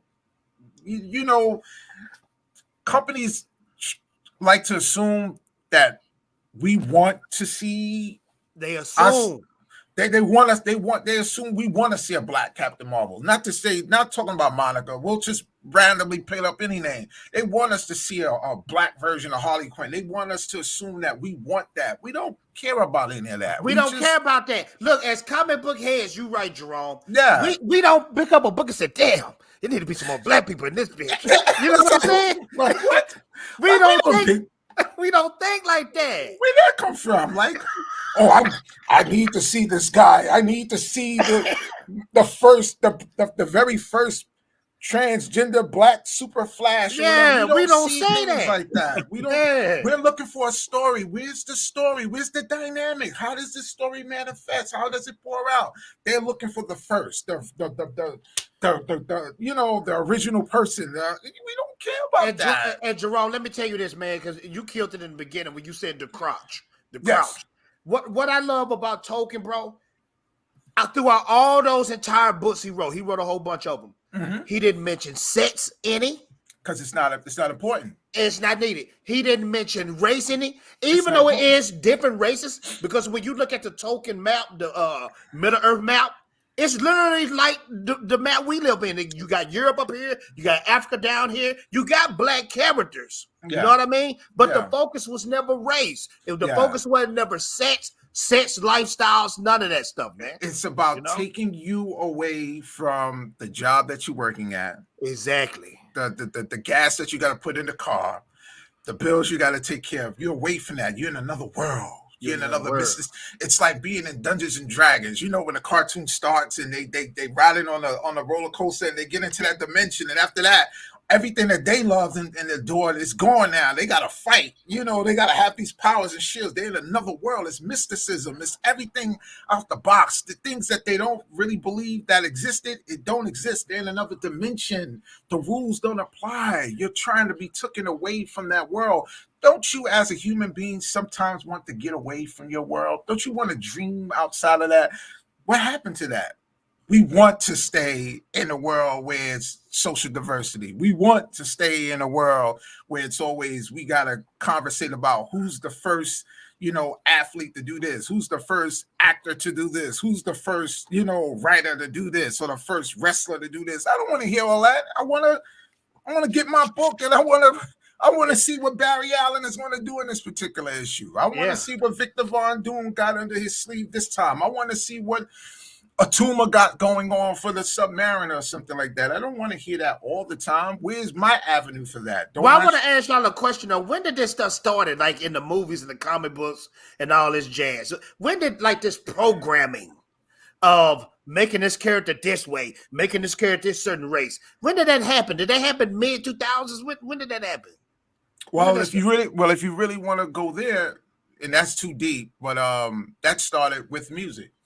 You know that if you listen to modern rap music, at some point in time, they diversed it after some point in time and started weaving that behavior in there. You're right, because now rap has a LGBT artist. What's his name? The country guy? The country the Old Town Road. Lil Nas X. And he might not be that. He might not be. Because that's how they play. That's how they play, you know, because he want to be the first. Yeah, I want to be the first. It's me. It's like a playground full of immature people. Me, I want to be the first. I want to be the There's first. There's almost no way he's the first gay rapper. No, without a shadow of a doubt. We know some. We know some, and they're hiding and they're just pretending, but they rather put him out there first. But you know what? It didn't just start there. It started earlier then that you started seeing that slip into the systems because, you know, as it get popular and more people gravitate towards it, that's when they try to, you know, sneak it in, the music. And then the same parallels occur in comics. That's why you see it now. It's more prolific now. They're racing men out of the picture now. They're making men more weaker. Look at Iron Man. Look how they got Iron Man. Look how they got Tony Stark. Tony Stark. How you got Tony Stark looking like that? Simmer down, fellas. You guys. Now, but Wes, I'm gonna say fire just throwing fuel on each other. But Wes, I'm gonna segue. Okay, go ahead. We got some super chats to get through here, Fatal J. We ain't done talking about Lord of the Rings. You are the Lord of the Ring expert. You're my guy on the ground. We got common sense though. Do you think Kamala Khan is the new Peter Parker? Yes. There is absolutely no way that Kamala Khan is, but Marvel would absolutely love Kamala Khan to be the new Peter Parker. I agree with that. Her Captain Marvel, that's the new way. Hey, man, I said Drew. You gotta let somebody else talk, Fatal J. I'm sorry, man. I'm sorry, man. I'm done. This might be a 3-hour one right here. This might be. We might not leave today. Where's Perch with the drinks? Perch should be here. Bring some Jose Cuervo. Bring some, you know, Jack Daniels here. Let's get. What do you think, Drew? They want Kamala Khan to be the Peter Parker? Yeah, that was Sama Amanat's goal. She was pretty much brought on to make her the spokesperson, the figurehead, the image for Marvel. She was the future, and it hasn't really taken. In the video games, even in the movies, we'll see what happens. I don't think it's going to take. They have to completely rewrite her powers, and none of it is working. Yes. Yeah. You do. Do you feel like she got the weakest powers, the most confusing powers I've ever seen? Yeah. Well, plus you already have Mr. Terrific. It's kind of an overlap there. Fantastic. So Mr. Fantastic. Where no, but West, her powers are goofy looking. Like, you know, the whole fist blows up, but the rest of her body is just you know, she doesn't even. Where's her rose? Where's her moment? Shouldn't she have a moment where she fights? I don't know, like the Scorpion. Shouldn't she fight like some low-level criminals that bring her out her box? Where's the villain that beats her tail and then she realized that she has to grow as a particular hero? They put her in the champions like she's this leader. What is she a leader of? How does she lead? She didn't go through anything yet. She didn't go through anything rigidity yet. She's not a Night Thrasher. She's not a Dick Grayson Robin. All right. They don't have. We got your friendly neighborhood banker here. Lord of the Rings and Star Wars fans finally know what it's like to be a comic fan. Our password for entering a comic convention has been, "Hi, I've had my entire childhood retcon." Gotta do a video on this thing. There's got a point there, Skip. They're finally feeling a little taste of what we've been getting for years, huh, Skip? Oh, Skip skipped out on us. My goodness, you guys drove him out. I think Skip. After Bart Mantis, he was done. What's it feel like, Fatal J? Now you're the biggest Lord of the Rings fan. Now you know how we feel as comic book fans. Bro, I'm a comic book head. Let's always make it seem like I don't read comics. I read comics, man. But look, this is the thing, man. Messing with the Tolkien hardcore fans is like taking a Bible or taking the Quran or any sacred text and setting it on fire and peeing on it. Like, I've never seen this. No, you got a little too far on that one. No, bro, listen, like just hear me out. Just hear me out. No, stop.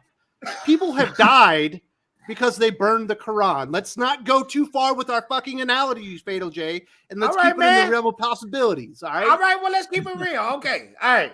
Like I want to say, I was on a fob, and there were people were getting shot because of that. You're right. You're right. Sorry about that. My bad, man. My bad. When it comes to the teaser trailer, you have 1,000 dislikes compared to the uplights. Okay.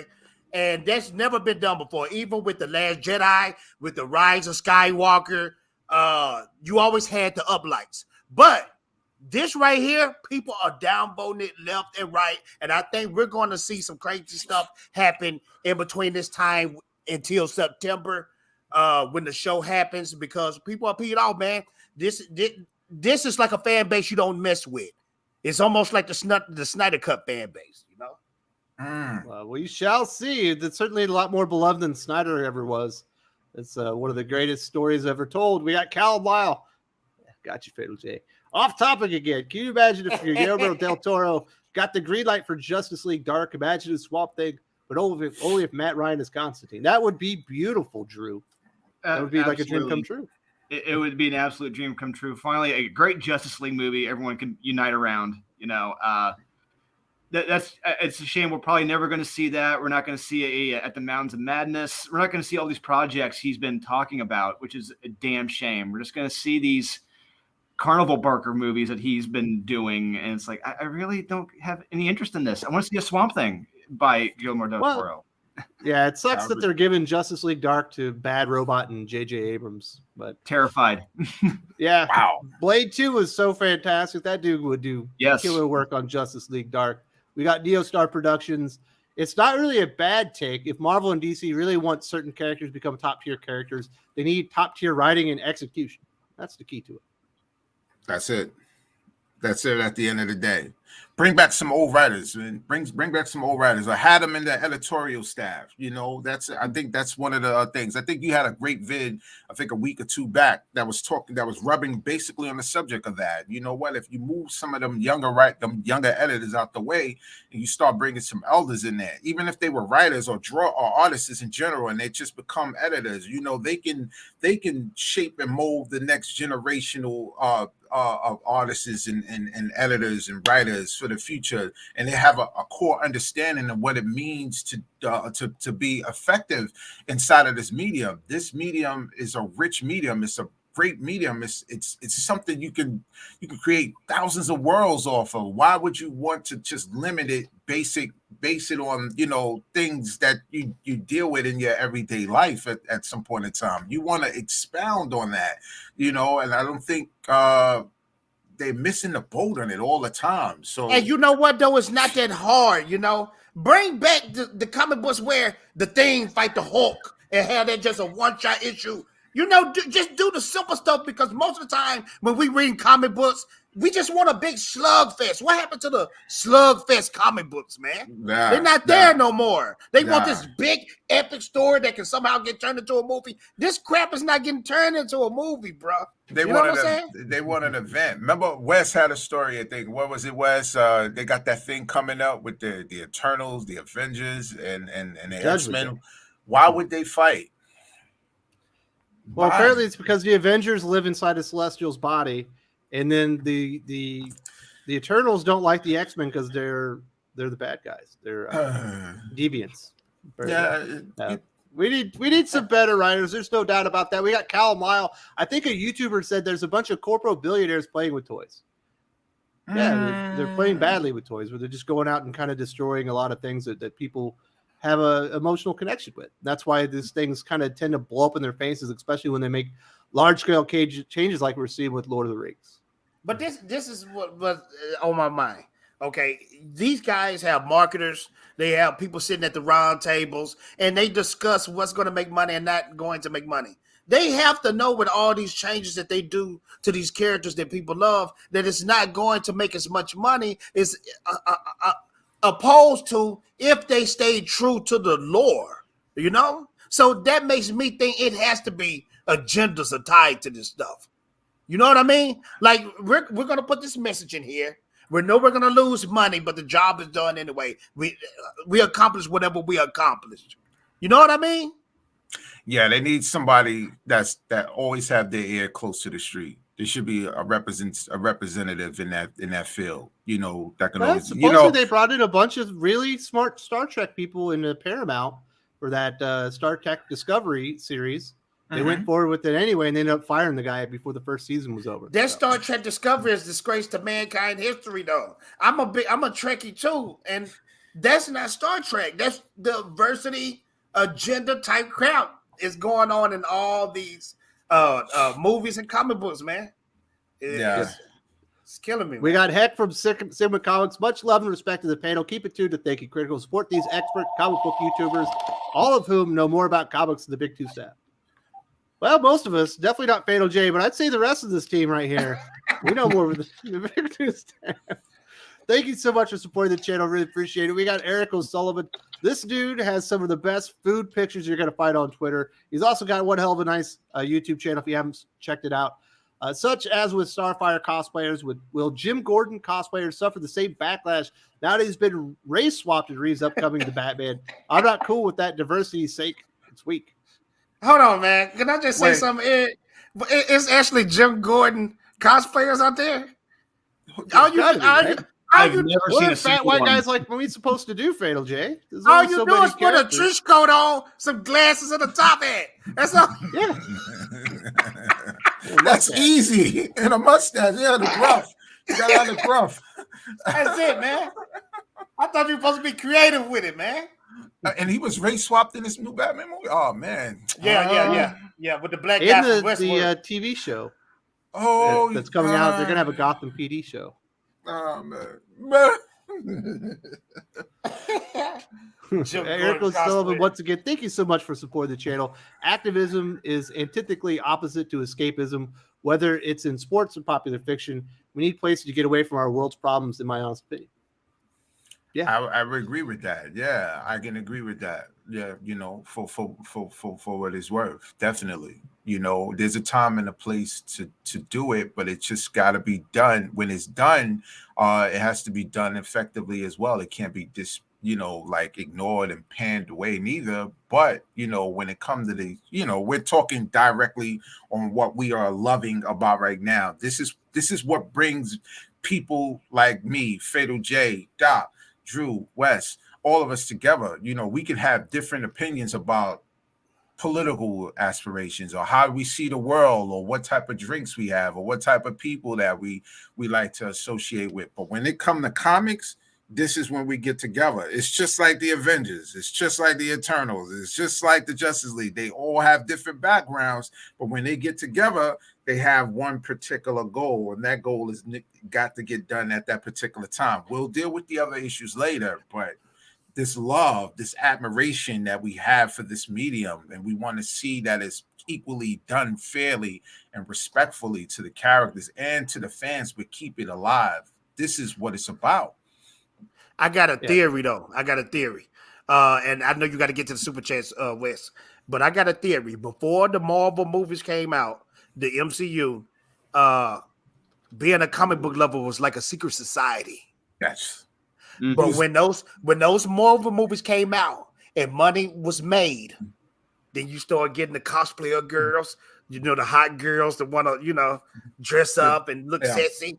And then you had everybody else come in. And then when you had everybody else come in who never read comic books before, that's when they start putting their own agendas and personality into what we love.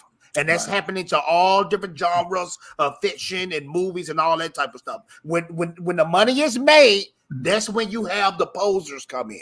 Yeah, and you're correct. Like I remember like early 2000s, I was stationed in England, and I was talking with a buddy. Somehow the topic of I forget, it might have been like Batman or Superman came up, and he leaned over to me and he's like, "Hey, you read comics?" Like it was a drug.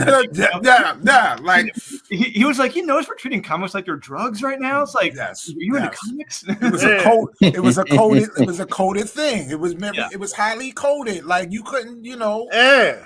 And you couldn't put it out there because somebody like, oh, you read comics, you're a nerd. Yeah, I didn't laugh you out. You know, depending on where you at, But you when get you laughed out for it. when you meet another person that come, you like, oh snap, my man. Okay, Yes, good. yes. It's like, all right, what up, bro? What's up, baby? How you?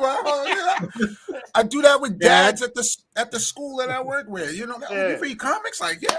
Oh, I got some stuff for you. Hell, they don't see the characters and universes as vehicles for entertainment. They see them as vehicles for whatever message they're trying to get out.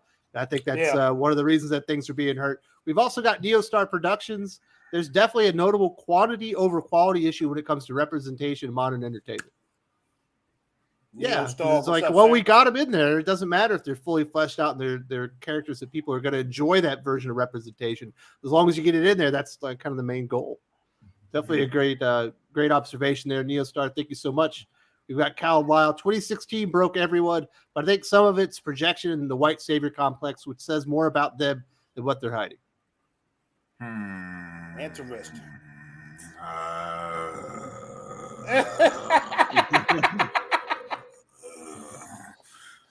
We need 3 hours, man. We need 3 hours. We don't have 3 hours because I know, Wes. Drew and I have to record best of the week after this. This is the code. But this is the cold thing about it. I'm gonna bring it back to Lord of the Rings. Okay, now, they always do this to me, so I might be a poser myself. I know that first episode, second episode, third episode is going to be crap. But guess what, ladies and gentlemen? Guess what I'm going to do? I'm going to still watch it. Yeah, because you got to make a video about it. Yeah, but I mean, out of curiosity, I'm going to still watch it. I didn't read Rockstar and Softboy this week because I wanted to. I knew there was good content to be made with Doc. That's why I read that damn comic book. So it's part of the job, Fatal J. Don't act. Yeah, you ain't taking them like I am. You're at least getting to watch Lord of the Rings. I got a good job though. People want to see me trash it, so you know. Hey, you read Rockstar and Softboy and get back to me and see what my life's like. Thank goodness. I don't want to read comic clerks. Skip, wake up! What the hell happened, Skip? Jimmy got you. I don't know, man. Hold on, man. I feel some type of way about Jimmy right now. I don't know if me and Jimmy Snyder bros anymore because Jimmy hit me up yesterday. He said, "Yeah, I got your Ninja Blast." He loves Lord of the Rings. Now watch this though, Jimmy. I'm kind of looking at you sideways now, man, because he sent me a message. He said, "Hey, Jay, I got a good idea, man. I got your comic book, and it was all good and all, but I got a clickbait title, and let me know if it's good." I said, "Okay, man, throw it at me. What you got?" He said, "Okay, this is gonna be the title: Bad comic book, but great manga." Oh dang! I said, "Jimmy, you better not put that out about my comic book, man. What is wrong with you?" He said, "Oh no, that's man, my title for that video. What the fuck is he trying to do to me?" He said, "Oh man," he said, "It doesn't suck. Trust me, it doesn't suck. But you could do much better." I said, "Freak you, Jimmy. I don't want to talk to you no more." Man, he owned you. Man, just title the video "Fatal J's Comic Book Sucks." People will watch it. Comic books. You don't have to get so. You don't have to get so like fancy with the title. You just tell them what it's all about. Say, Fatal J sucks at comic writing. Put 20 minutes on it. People will watch. Jim, I love you, brother, man. I love you. And I love the new avatar. We got Mr. DC Comics. Thank you to everyone supporting the channel. Until Hollywood actually shows African mythology or history on film, TV, or animation, I will never take a race swap seriously in efforts for diversity. I agree with that. I agree with that. There's so much. There's a lot of depth in that they can explore into that. But they're not going to do that. They're not going to do that. And I think, and again, it goes right back to what me and Jay was talking about earlier. And it's something that's not spoken about lightly. But I want to do it on this channel because you know what, Wes, you're a good brother. And we appreciate you. We appreciate the time that you give us to speak on your show. So without a shadow of a doubt, it's again what we talked about lightly. A lot of times there's most Black people that are into comics who are into it, really into it for years and what have you not. Some of the stuff, the diversity, the race swap, the behavior that they do, We don't understand it. We're in the same corner as anyone else. We just won't verbalize it. We're just like looking like that doesn't mean anything to us. Like we don't even care. We never bought a book, because we wanted to see, Iron Man black, even though they had a roadie. That was dope, but it still wasn't Tony. When we say what's the best 10 Iron Man stories, you're gonna bring up some stuff that Tony was in, Devil in a Bottle, the Demon in a Bottle. That's like, oh man, that's the hardest one out. The Armor Wars, those type of things. You're gonna always refer to that. We don't care about that. We want good stories like everybody else, and we want characters. If I want a character, I would rather see a brand new character created. Like, oh, let's go. Like when Spawn was created, that was interesting. The way how that was moving. How it was interesting, put together well. That's how you should do it, not like again, like Eric with what's with Ramona, remember Jay, what's her name, with the electrical powers, and Savage Dragon. Oh yeah. He destroyed her. He made an interesting that's Malcolm mother, ain't it? And destroyed her. Like it didn't even matter. He just all right, we're going in. Yes. We've got Secret Comics. Thank you so much for supporting the channel. People don't read comics to feel represented. They do so to be entertained. I read Superman and Batman for entertainment, not for race. Big Two rooted comics. There you go. Yeah. It just shows weak imaginations out of the readers. Just like when they have to see themselves as that character. Like that's all on the reader at that point, which is a shame. Well, it's done a lot of other things to affect the quality of comic books, where they're bringing in writers basically based on surface traits and the traits that they share with the character rather than the story that they've presented and their idea of what they would like to do with it. So there's just a lot of second, third, fourth order effects that have kind of come along with all these ideas that they've decided to use to uplift certain characters or to change certain characters. We do have Jimmy from Comic Works once again. If this is the Avengers of Comics, Jay is Captain Marvel. Not the real Captain Marvel, but we love him anyways. Jimmy. Wow. Jimmy. I always thought we were Snyder, bro. And the avatar, too, that goes with it when he's saying it. That's the crazy part. He's like, Jimmy comes back and he said, I didn't say that. He was talking about the title. He's saying his comic wasn't good. I said it's good, but it works better as a manga. But we're definitely still Snyder Bros. Love well, man. Look, when I drop Ninja Blast 2, you consult me on how I should do the manga format. Show me the ways. You smart. Manga man. is just a Japanese comic book, Fatal J. No, but he was talking about the formation of it, like it should have been bigger or something. I mean, I'm willing to do that. I love criticism. You like the criticism? Dang, I can't say the criticism. Fatal J loves the criticism. Common Sense says, I found out Mark Miller's fantasy comic Reborn is getting a movie adaptation in Netflix. Director Chris McKay, producer Sandra Bullock. It's the alternative solution than wasting an Amazon's Lord of the Ring. Mark Millar is getting a lot of stuff turned into movies. Wow. He's got a deal with Netflix to do that. Yes. Oh, okay. They paid him like $1 billion to do that. Wow. Because I actually was the small few people out there that like Jupiter's what's it called? Jupiter's Legacy. Yeah, I like that show. I didn't see that. A lot of people liked it. It just apparently it wasn't watched enough for the price. Yeah. They canceled it. Mark Miller is a fantastic writer. We've also got Kenneth Dowling. To Jerome and Fatal J, I enjoy your discussion of Lord of the Rings and race and entertainment. Make original black, brown characters and make escapist stories, not political, social topics. Thanks, Wes, for this channel. Kenneth, we love you, bro. We love you. Appreciate that. Love you, Kenneth, as well. Mm-hmm.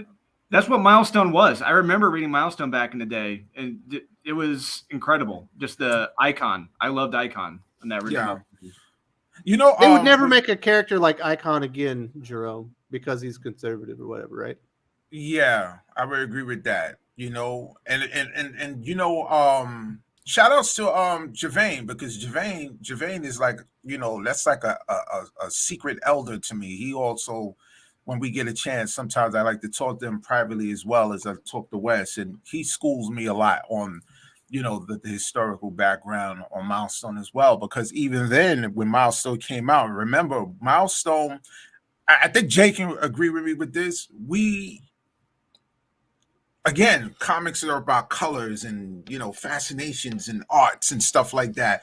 Milestone, it took a little time for more people, for people of color, black people in general, to grasp onto it initially, as opposed to, Youngblood or Savage Dragon or Spawn, the way how the colors were, the way how the presentation was, it was out of this world. So I think sometimes with Milestone too, we slowly grasped into it because it wasn't put out as wild and bodacious as the big two was at the time. We had to hunt for Milestone books to get that grasp on it and to get those different type of stories that speak to us without changing their whole identity, for the favor of it. It still was a world where it was other than where you lived at, and you can believe in it, you can relate to it. So to see Icon, to see, what's the other guy name? Oh man, the Blood Syndicate, to see these particular hardware. That was the one I was so yeah. You know what my first Static Shock comic book was ever? I was in a comic book shop when he had that condom. Remember he had that condom? and my mom used to take me to the comic book store all the time. So when I got that book, I was doing one of these, so my mom wasn't looking. Yeah.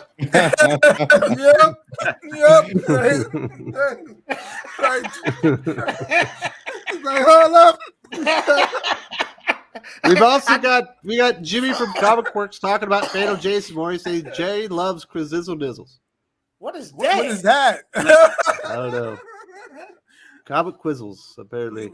Yeah. I think you were supposed to know the joke, Jay. I don't get it myself. I don't get it. We've got Carlos 8560. It's interesting how they care about diversity, but they had a chance to go with the black female Captain Marvel and still went with the white one. I believe he must be talking about the Captain Marvel film, Skip.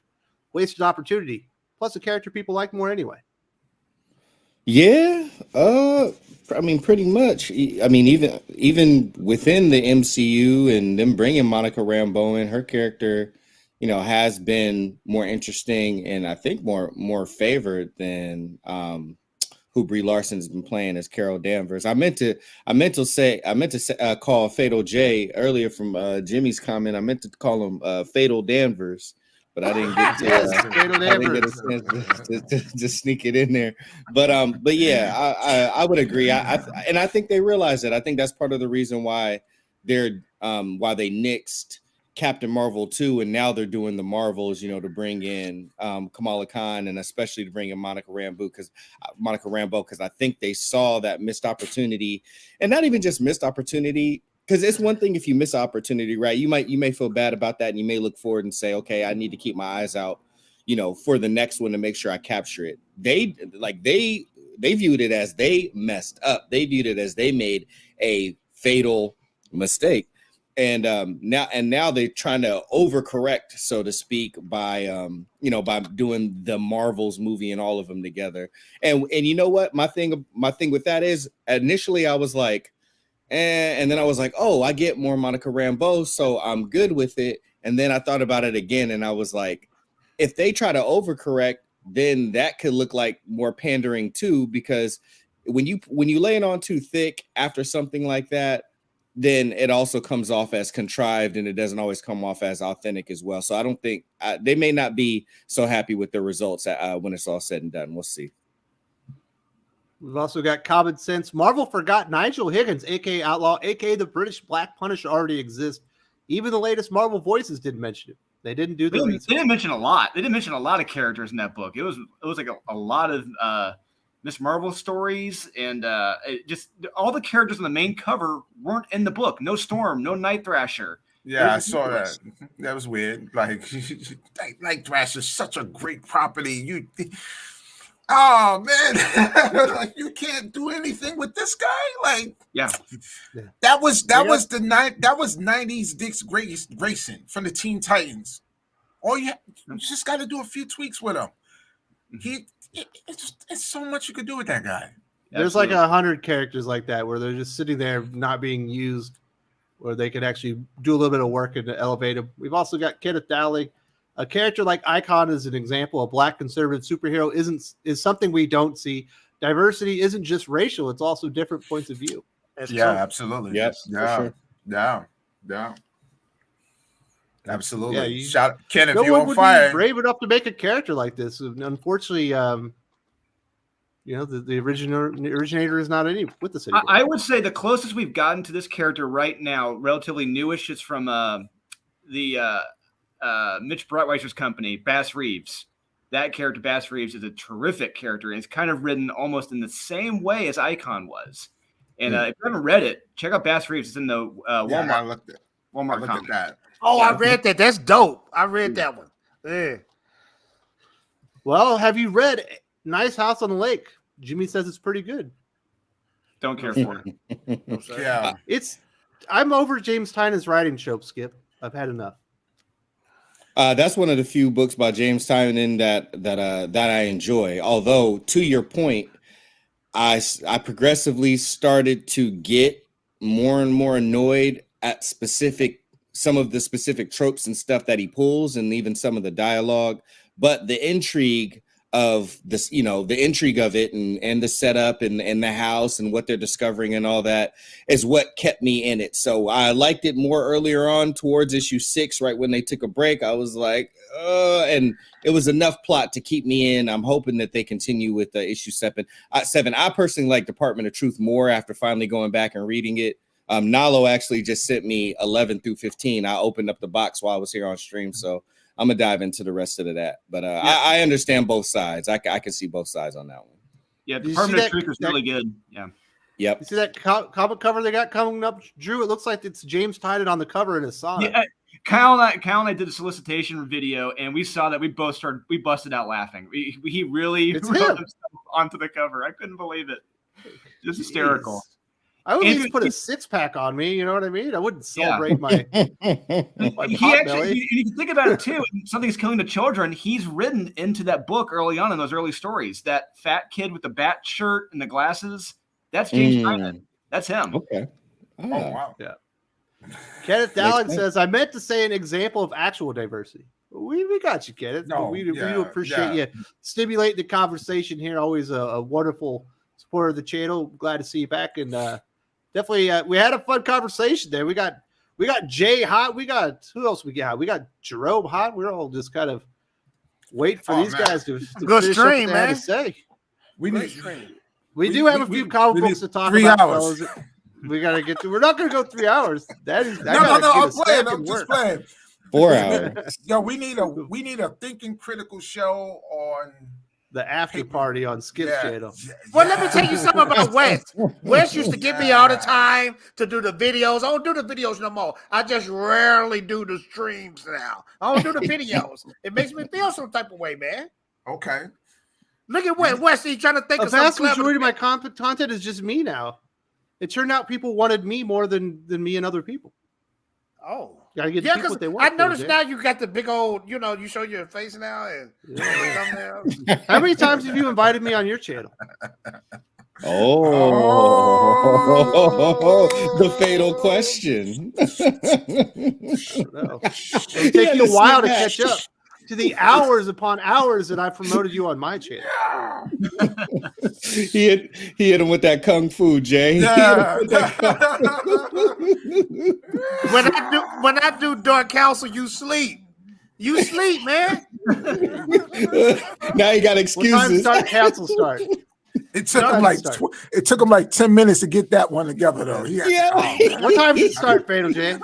Dark Council starts at 7:30 p.m. Central Time. You sleep for that. I'm not asleep. I'm awake. Okay, next time, you know what? Have you ever invited me, Fatal Jay? Because I don't believe you ever asked me when I was sleeping if I was available. Well, Dark Council is actually on my channel this week. So what you want to do? Well, what day is it? Wednesday. So that'd be Thursday morning here. I'll have to talk to my wife, perhaps. Okay. How long is it? There's a deal in place there. Perhaps. We do about 2.5 hours. I can't do that. I'll be sleeping. See, so it's not my fault. Ladies and gentlemen, you see that? You see that, ladies and gentlemen? Well, thank you for actually inviting me this time. I appreciate it. Oh, no problem, man. No problem. I always wanted you on my no channel. longer taking advantage of me. There's at least been a little quid pro quo on this one. Now let's get into Tony Stark kills everyone. They're doing a lot of stuff with Tony right now, Drew. He's going to be asking. He's going to be asking old Patsy Walker, the character that's nagging him to death, to marry him. He's going to rehab for his heroin addiction. But this week he decided he's going to kill Rhodey and all his friends. Why do they hate Tony Stark so much? I don't get it. It is incredible how they can only really see him as a villain. Ever since the story that they retconned him several years ago as a not really Tony as the son of the Starks to now, just nothing but a villain. And this past issue, it was really like a Looney Tunes type story where they're trying to lure Tony into a device with a pizza party. And it blew my mind just how dumb the story was. And then, of course, you can't have a Tony Stark story now without Hellcat, having a huge dialogue box lecturing and yelling at him. This series is blowing my mind right now. Yeah, that's crazy. Like she could lecture him, but she couldn't lecture Damien, her first husband. He was the son of Satan. Like, get him right. Like, you couldn't get him right. How you gonna get Tony right? You had to divorce him. You had to get away from that dude. Like, you trying to get Tony right? Like, there's a lot you could do with Hellcat, but that's not one of the things. And Iron Man, there's so much stuff you could do with Tony. It's like they done broke Tony down to the point we don't even know that guy anymore. That's not our Tony. We would have to go back to the 60s and the 70s and read some of that stuff over again and get familiar with him and understand what was so unique about him. He struggled with, the armor, and then he had the chest pains, then he got away from that, and then he had the addiction, which made him so unique because there was never a character who had such flaws like that, but still he kept rising to the top at all times. It just seemed like right now, ever since Civil War, to tell you the truth, he's not our Tony. They try to like put that the movie version on him sometimes, but then we still miss the boat of him. But the character of Tony Stark can be summed up in one sentence from the very first Iron Man film. If the writers were to understand this, okay, Tony Stark built this in a cave with a box of scraps. Yep, that is Tony Stark. That sums him up in a sentence. Yeah, essentially. And you should be, and that should be, your number. That should be your where you just basically the place you get your information from. You should always go to that at all times and get that information, and you can create multitude of ideas from that. I always love that Willis Pistachio run too. That's my favorite Iron Man run. That art was amazing. Yeah. That's the Heroes I think it's the Heroes Reborn, right? Yeah. Heroes Reborn. Yeah.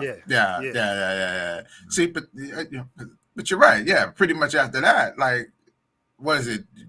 We can't remember anything else. Right? I think Sean Chen's run was, but after that, it's Civil War. That's when you hated Tony. And that was good writing in a sense. It's like, all right, you hate him because of the extremes that he went through. His mind was jaded about, the Superhuman Registration Act, and you could relate to that part. You could see that almost, even though you might not agree with it, you can see it. You can identify with that part, and then Cap with his side of the Avengers and Tony with his side. But then, once they rectified all that, they never really expounded on that again. There should be some talk secretly sometimes always with those two about how to improve that relationship, him and Cap. It's just like everything went back to normal, and, Tony is still, he's still missing things. He's missing his Rose Gallery sometimes. He's one of those characters who got a rich gallery of villains, and they don't use him. They don't use him enough to bring out the best in him. Same thing with, like I said, with Captain Marvel. Captain Marvel needs that. Wonder Woman needs that. Miss Marvel, she severely needs it. She is the most overexposed superhero probably in Marvel, and we don't know her. We don't know her. You don't know her origin. You're not interested in her. You don't connect with her. She needs something. And it's like, where are the writers? The writers should be there in a pool. It should be 5 of us together collaborating on bringing out the best in a particular character. We can get 20 issues of the Marvel Universe official handbook, and we can bring up 5 characters that can put her into a certain dimension where you can relate to her. You break her down and you bring her back up. And then next thing you know, the next writer takes over from there. You know, you got a new arc, you got a new chapter in a particular character's life, and you know they can always refer to. It's like Craven's Hunt. When you see Spider-Man and you get broken down by Craven, you're always going to think about that, no matter what. You know, they don't have those moments for these characters no more. We need more of that. Stop putting them over because you know what? Because of her background. Her background it's not going to keep her alive for 35 years, you know? Yeah, a lot of the writers today, they don't understand they understand breaking down completely, like Tom King. They understand breaking down, but like the rebuilding, building back up. The building back part up. Yeah, the building back part up. Or just the rebirth. You know, if you think about that, like you said, Craven's Last Hunt, the rebirth, for Peter to get back, he had effectively killed him. Craven had killed Peter. Mm-hmm. And he was crawling through that tunnel. That was effective. That was the rebirth, the crawling through. And just this arc of rebuilding and reborn is lost. Yes, and that part, and just that part of it, you can almost relate with Peter. Like, wow, like Peter got you never seen this side of him before.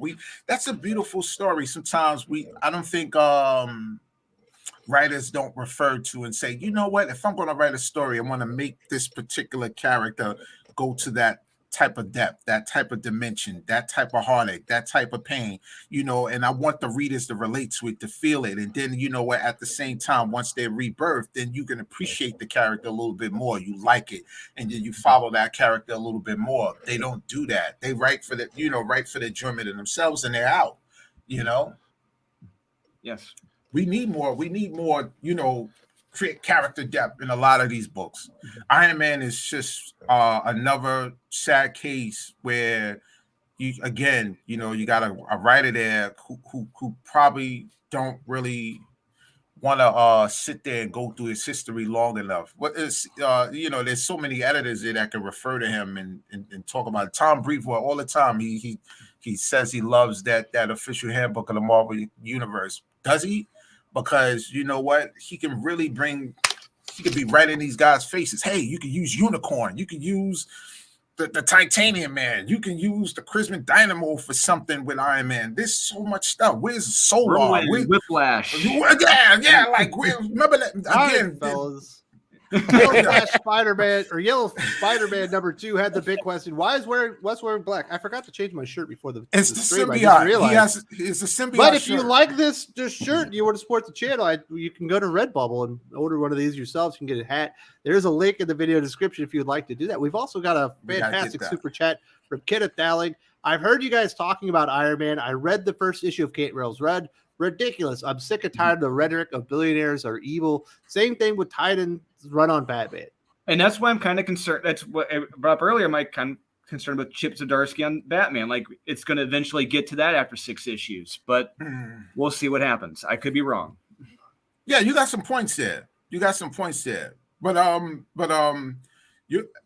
I think the opposite side of what we were talking about was we appreciate his longevity, his consistency, which is a rarity in this medium. We can rarely see that now. So I think we're celebrating 2 different lanes. We're celebrating one lane, and you're like, you know what? Yeah, I'm with you, but be wary of this particular side too. And I get that too. Yeah. Tanya's run on Batman was I was reading that too after Wes was breaking it down. You know, the one thing, the one strength in that I admired about like the Fear State was the way the plots were moving at certain times. I admired that part. It takes, again, writers don't write like that anymore. Like you have the little line with Harley Quinn and the young lady that had the affection with Poison Ivy. Then you had the Peacemaker. Then you had Batman. I admired that, and as it was coming up together, he weaved it all together. But the part of him not being the billionaire, not being able to lead in the whole story, because that was the problem that bogged the story down after. See, I love that, but a lot of people hated that. No, it was complex. I like the complexity of it, but the part was he wasn't the star of his book after a certain point in time. There were too many people that was hogging the spotlight. Yeah, you're right. Yes, that's completely correct. Too busy creating characters as opposed to just focusing on Batman. Book. Yeah, the book was fantastic. It had a lot of great characters in it, but it was too many of them. I remember Wes hated it. Wes But I did understand it, because usually when Wes usually do that, you know what I usually do, and I spoke to Wes the week prior before I did that with United States of Captain America. I said I'm gonna read this book because Wes put it in the blender. I'm gonna read this book. I'm gonna tell you people, if Wes hated it, that means I'm gonna love it. No. You should definitely read Rockstar and Soft Boy, man. No. I want to see your face as you're reading that comic book. That would make my day. We've also got Johnny J. Boogie.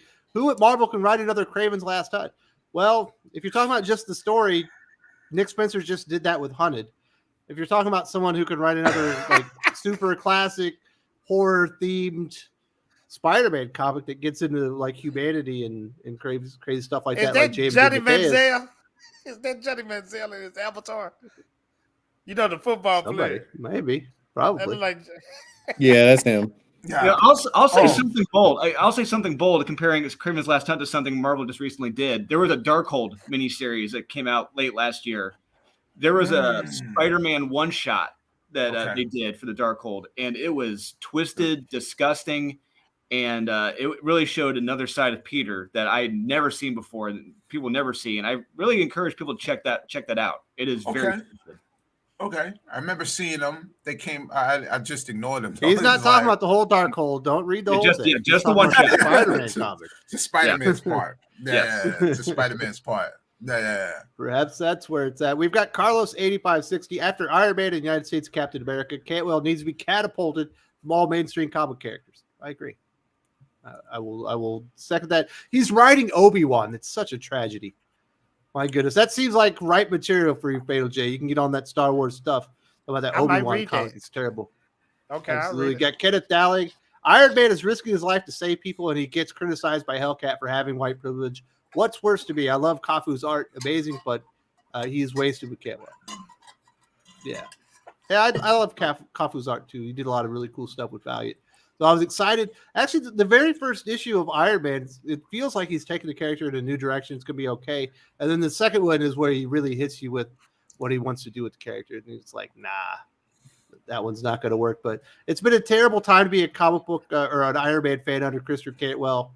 And that doesn't feel like it's changing anytime soon. We do have Doctor Strange 2 coming up. There's a lot of hype about this, Fatal J. You're the pop culture guy on this one. Everyone's talking about all these cameos we're going to get. We're going to see fucking what's his name? Tom Cruise is Iron Man for the first time. Oh, that's tight because he was supposed to be the Iron Man before Robert Downey Jr., right? So that's going to be pretty cool. They try to hire him. You didn't read the articles, did you? There's like 12 of them. You're supposed to know what all of them are. Well, this is the thing. Now, I peeped out the trailer, and Professor X, he's supposed to be in there. So I guess they're trying to introduce the X-Men now. I'm going to tell you this right here, right now. The X-Men doesn't matter at all if you don't get casting right and you don't get Wolverine right. Because let's just keep it real. Wolverine is the shining star of the X-Men. So if you don't have Logan right, you waste your time. Man, if I'm casting Wolverine right now, it's Michael B. Jordan. No, if I cast, you know what I'm gonna do? I'm gonna cast what's that boy name? Wes, you see Idris Elba. No, the man, what's old boy? The old man that's still alive, he's supposed to be dead, but he's still making good movies. Clint Eastwood. I would do his son. Pause. Oh, I was like, Clint Eastwood, he's pretty old. You know his son. Yeah, Scott. Scott. Yeah. Scott Eastwood. Because Wolverine is supposed to be like Clint Eastwood, you know. Hey, bub. But Wolverine's supposed to be 5 foot tall. Scott Eastwood looks like he's about 6'4". Well, yeah. I mean, so is Hugh Jackman. Yeah, you won't stay with because I'm about to say you wouldn't just leave it with Hugh. Like Hugh still got a few in him. He can, come on, he can. But he done it though.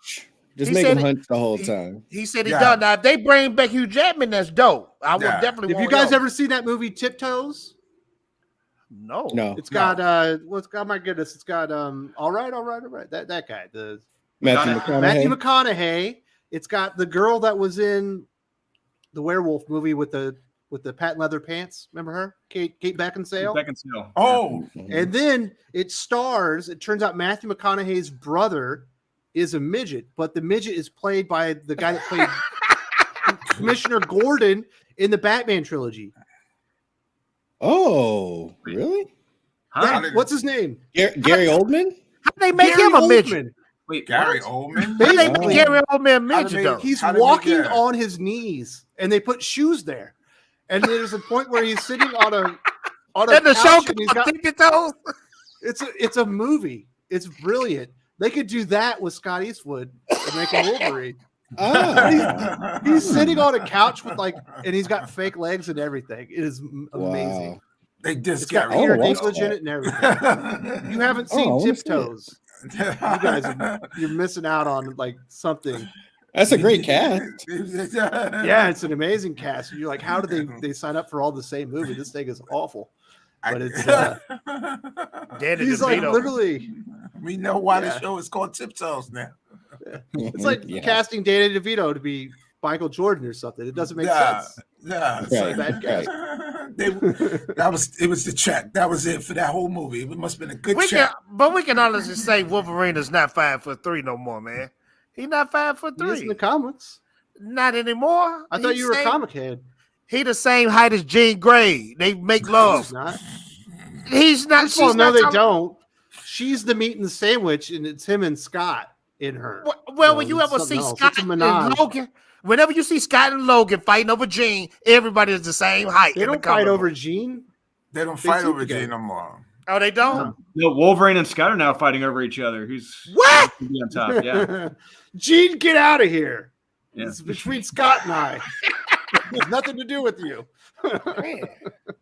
Look like when I think of that story, man, it's like All right, we got to get back to Doctor Strange too. Skip, you Yeah. keep us on topic. What do you think about all these cameos that are rumored? We're rumored to get who is it? The Hugh Jackman Wolverine, one of the Professor X's, if not both. Tom Cruise's Iron Man. I think there's also rumors that John Krasinski might show up as Mr. Fantastic. Oh, Yeah. no. Now or that's even dope. the guy from the original Fantastic Four movie possibly showing up as him as Grufford. well. Yeah. man, Yeah, If they get John Krasinski and Emily Blunt as Mr. Fantastic and Sue Summers, it's over, man. out the window. Out the Yeah, window. man. Maybe. Over. yeah, Out we'll the see. window. Yeah, I mean, you know, my main, as excited as I am for all of the possibilities and everything, and I heard about them adding a good amount of some of these based, you know, from the reshoots based off of fan reception of the surprise of all of the cameos that had occurred in Spider-Man: No Way Home. My only concern, and it is a slight concern, and I'll tell you why. My only concern is they may get a little too wrapped up in that, and the story may suffer a little bit. But Yes. what alleviates a little bit of that concern is that it is Sam Raimi. Sam Raimi was responsible, obviously, for the Spider-Man trilogy, but particularly Spider-Man 2, which is still one of the best superhero mainstream movies that has ever been done. So if there is a person that I feel like can balance it, who has the experience to balance it, but also like just the overall, you know, knowledge of comics and all of those things, and can bring it together and really seal it off nicely, it is Sam Raimi. But yeah, just, you know, based off of those and all, it's always, for all of us who've invested so many times between, you know, the comic books and the different continuities and universes, and then all the different comic book movie properties and everything, it is a treat for us to see all of the time and money and emotions that we've invested into those things kind of come together, and like I said, really be respected. And for someone to care enough to say, you watch that and you watch that and you watch that, I'm gonna go ahead and I'm gonna put them all together for you, and I hope you enjoy it. This is all of them coming together because you brought them all together within yourself, and you supported us throughout the years. So it's a unique opportunity to see all of this play out. Yeah. All right, Fatal J, I got to ask you, who's Sue Summers? Oh, I mean, Miss Invisible, whoever that is. You know what I'm talking about? The Fantastic Four woman wife, Mr. Fantastic. What's her Sue name? Storm? Sue Storm. That's what I meant. I'm you thinking had- of Jean Cyclops. Nah. Jean Grey isn't Jean Summers either. I know. Yeah. You just got Scott Summers on your mind, don't you? Well, y'all said You Scott got that Summers and summer sausage, Wolverine. you know what I mean? Y'all said Scott Summers and Wolverine is going at it. That blew my mind, man. I didn't know comics had went that far down the rabbit hole. Nah, You like, know? yeah, it's It's the way It's how only heavily insinuated, Fatal. Yeah, We haven't I actually miss seen Sue it. Storm. Yeah, you haven't visibly seen it, Jay, but I don't want to see it though. No, He was thinking but- of Suzanne Summers from Yes, that's what I Three's was thinking Company too. or whatever. Yeah. That's what I was thinking. I'm gonna knock on I the miss door. Sue Storm, bro. Sing it, Drew. Sing it, Drew. I miss Sue Storm. Hey, Drew took the bass part too. Yeah, Drew, yeah, he did that. The baritone part. That's right. That's right. We got Kenneth Dowling says, I think Doctor Strange 2 will be good on Iron Man. We mentioned his before. Jeff Johns said he wanted to write the character. Please let that happen. Let Jeff Johns write whatever character he wants to, because we could use more Seriously. Jeff Johns in our big two lives. And I think we saw the Doctor Two Strange trailer at the Super Bowl, right? I think everyone's jaws were dropped, especially after Spider-Man No Way Home. You know they're just going to get this one right. Yeah. It's gonna be dope though. I like the first Doctor Strange movie too. It was pretty good. Yep. Mm-hmm. What else from Sam Raimi have you liked in the past, Fatal J, besides the Spider-Man Oh movie? man, what's that movie with the Ash? Evil Dead. Do you know that first Evil Dead? I seen it as a little boy on VHS. Yes. Yeah, we all did. I couldn't sleep for 3 months, man. It was saw really that movie. scary, especially Yeah, when I that think tree rapes that lady. Yeah. Yeah. That's crazy. But When you get Evil Dead 2, when you get a little bit older and you're having your 13th birthday and you rent the movie and you realize it's not really scary anymore, it's kind of funny. And then you get to Army of Darkness and it's just a straight comedy. yeah, it's a straight comedy. But it's So good, that- though. Everything. But it's Nah, good. It's all Nah, good. I hated that. You hated Evil Dead- those? Yeah, Evil Dead 2, I can watch that like 100 times. That, Aliens, Die Hard. But I'm talking about when he had the chainsaw joint when he was a knight. Yeah, when you yeah. You don't when like them? Nah, too funny. It I got you. deviated so far away from 1 and 2. Yeah. Number 2 was like, oh my god, him in the house laughing at. Remember the deer The laughing number at two him? was It like, scary, bro. oh. Huh? Bro, number 2 was scared. That house was doing some strange stuff, bro. Yes. Yeah, Love that. Not as scary as the Love original, though. That. Yeah. It that took him like original 7 scene. years to make that movie. Yeah. Really? Every time he got a little bit of money, he and Bruce Cable would go and start filming Yeah. It took a while for him to do because that he was movie. still in film school. I like how he still showed love to Bruce Campbell too, because he always in the movies, Yeah. like in his movies. How many characters is Bruce Campbell going to play in this, in the Multiverse of Madness? He's got to be Spider-Man. Hopefully he's Hulk or something, right? Oh, That'd be crazy. cool. Yeah, no. Wonder You're gonna Man. see him a Let's see him lot. as Wonder Man. Wonder Man. Wow. Bro, that would be tight. Yeah. Yeah. Carlos 8560, Fantastic Four is my favorite comic, and seeing any member of the team would sell me on the MCU again. And it's Sue Storm, Fatal J. No, it's Sue Summers. Sue Summers, Fatal J's they're head gonna kill canon. you. She ended I up with don't know Scott. all of that. They're gonna kill you. Sometimes I talk. get out of here, I Richard. talk too fast. Loser. My brain moves slow and my mouth moves fast, so that's what you get sometimes. Sue Summer instead of It's Sue that- Storm. It was that cereal Dennis you was says- eating. I agree with you on Spider-Man 2, Skip. It's one of the best. I love Spider-Man 2. There's no denying that one's a good one. But I still maintain that X2, the X-Men United, was better. I think that one's right behind The Winter Soldier is the best Marvel movie ever. What do you think, Skip? Yeah. What's your favorite Marvel movie ever? What's the best one? Oh, favorite Marvel movie ever. Okay, wait, you said two different things. You said favorite and you said best. Which one am I answering? Let's go with best. Dang. Best Marvel movie ever is Logan. Skip, you my boy. Mm-hmm. Man, you finally People- gave him an idea. He won't make himself look stupid when we go to People, him. You're gonna say Logan. I people got say, you, Jay. but people say Winter Soldier, and that's the best MCU movie. But the best Marvel movie overall is Logan. It's I okay. think So X2 is better. it's hard to argue which one is better, but I will say Logan is the best Marvel movie, overall Marvel movie of all time.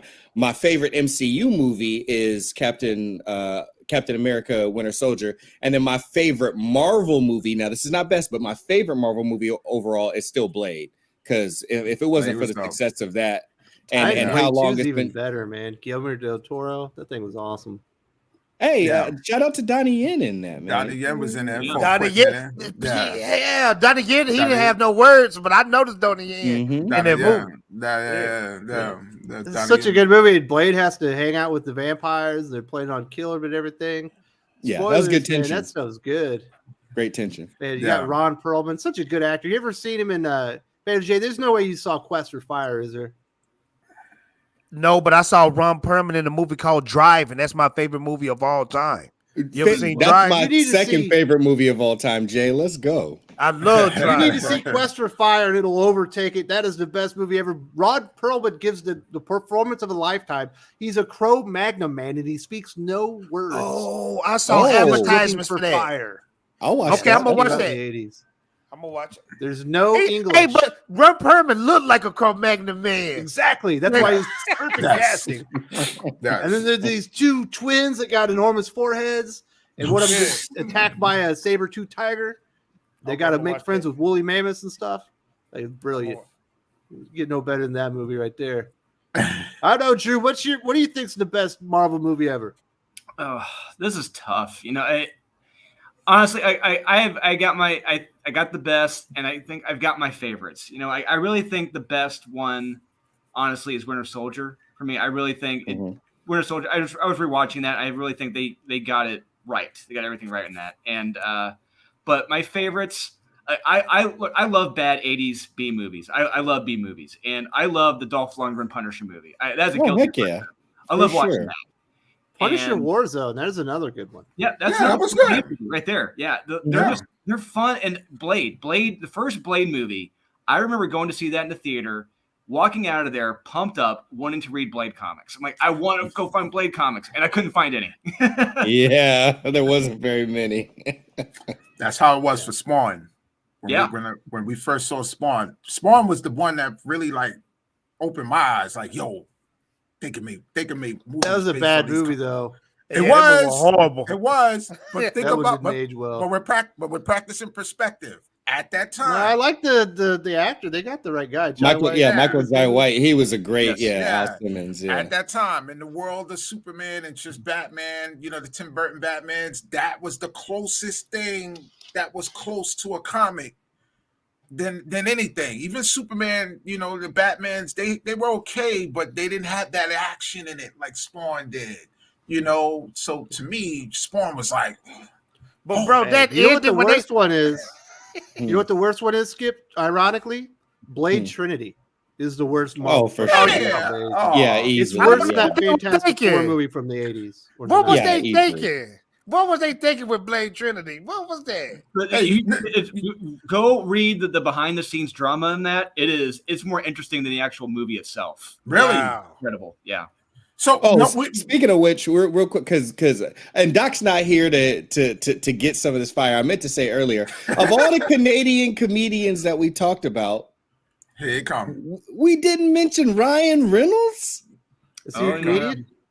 Oh, yeah. Ryan Reynolds. I bet he doesn't do stand up. I think he's a comedic actor. Ryan Reynolds suck, man. Every movie he in, Ryan Reynolds. He's Ryan Reynolds in every movie. Which is true. Which is true. The reason why he crushed it in Deadpool is because design based off Ryan Reynolds. I'm talking about the new Deadpool. The new Deadpool. Yeah. That's why. Why did you kick so much ass in that romantic comedy with Sandra Bullock about going to Alaska? That thing was awesome. Man, that movie sucked. I was watching get the fuck out of here, Fatal J. You don't know anything about romance, sir. You don't. I seen a freaking Ryan Reynolds movie. I was watching a freaking Ryan Reynolds movie where he was with Jeff Bridges and they were dead and they were cowboys shooting up ghosts. That movie was stupid. Oh yeah, that's the comic book movie. That movie sucked, man. Movie sucked. I can't believe you're. Yeah, his heart is as cold as the center of his breakfast burrito. Yeah, it's my God. Jeez. Jasper Plan 9 says, just a friendly reminder for all to rewatch the Marvel Netflix shows before they pull them on March 1st. Daredevil TV series is better than all the MCU films. Thanks. Yes, that first season. First and second season are pretty bulletproof. The third season is dope. What are y'all talking about? When he fought the other Daredevil? Bullseye. So y'all telling me when he fought Bullseye, that wasn't a dope season? That was amazing, man. It was good, but wasn't as good as the first two. I'll say that. Like the first 4 episodes of season 2 with the intro of the Punisher, That is the best Punisher we've gotten on screen, and that's I arguably agree. a movie in itself. I That's agree. the first. That Punisher 2 season 2 was kind of It was something. Fatal J, did you like The Notebook? Heck yeah, I watch that with my wife all the time. All right. Well, your soul is somewhat redeemable, apparently. What's the Sandra Bullock, Ryan Reynolds movie? It's Yeah, they had. Yeah, what was the name of it? Yeah, you don't even remember, do you? It was like I can't. Yeah, It's been so many like in the years early now. 2000s, right? Look at him, he's looking it up. Nobody, I am There's a looking it movie up. with them too. somebody I'm tell on me screen, that. Fatal J. I'm not exactly hiding myself. The Proposal. It was great. Yeah. There we go. Yeah. Ryan Betty Reynolds White. is- Betty White was in it too. Yeah. Did you? Yeah, Betty White was in it, starring role. Did you like Two Guys, a Girl at a Pizza Place? What's that movie where he was like a fat guy at the beginning of the movie, and then he grew up to be a handsome man and get the love of his life? What was that movie? Now that was pretty Just good. Friends.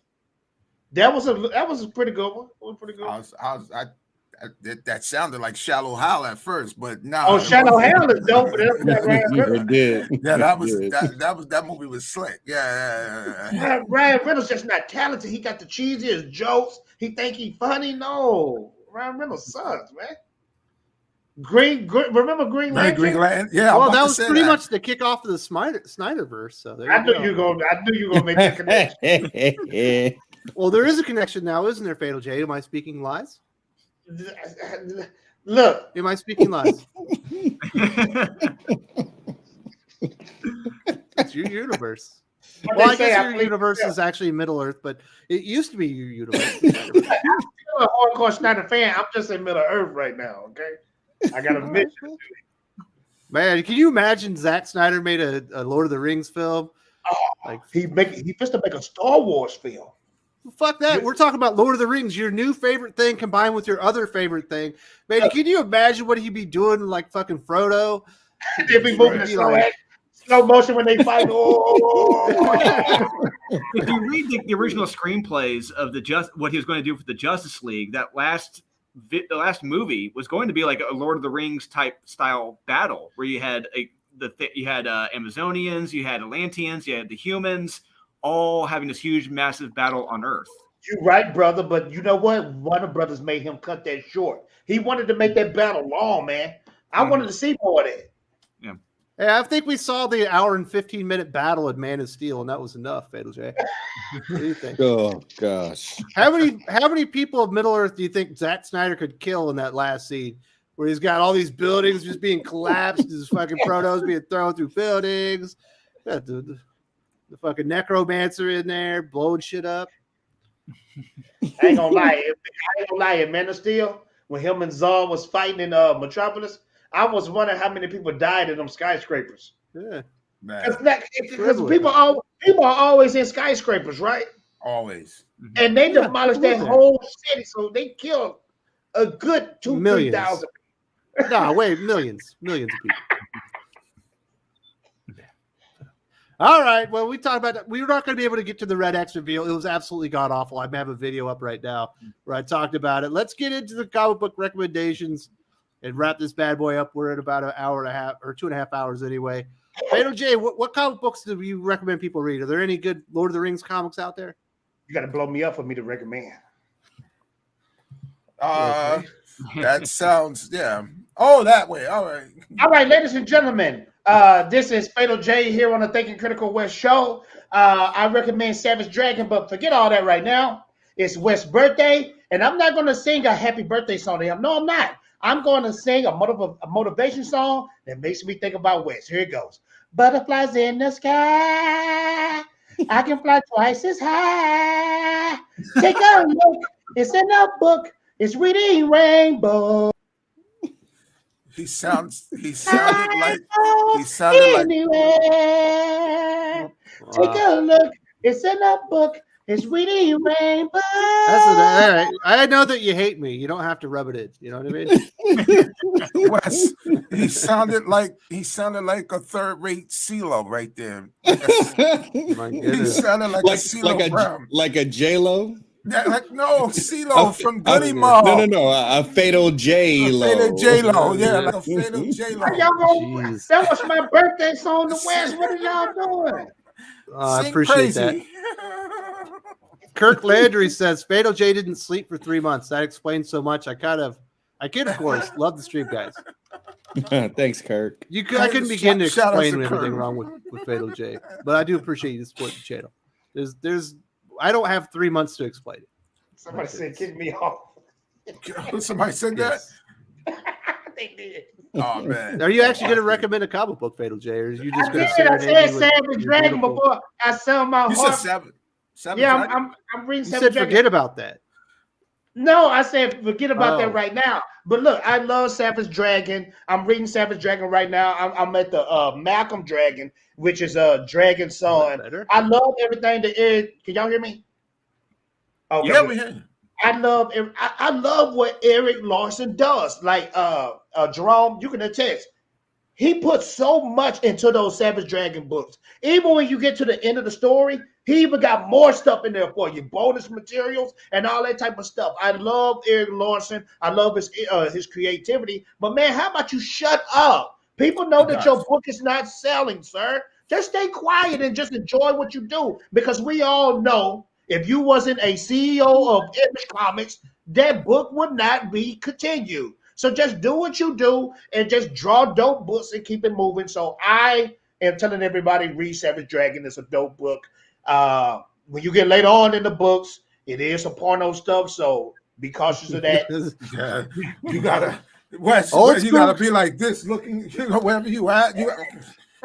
Old School Comic says, "What's up, Wes and crew? To celebrate my reemployment and all the money I don't spend on bad comics due to your suffering. Thanks. If you didn't read out, get the trade."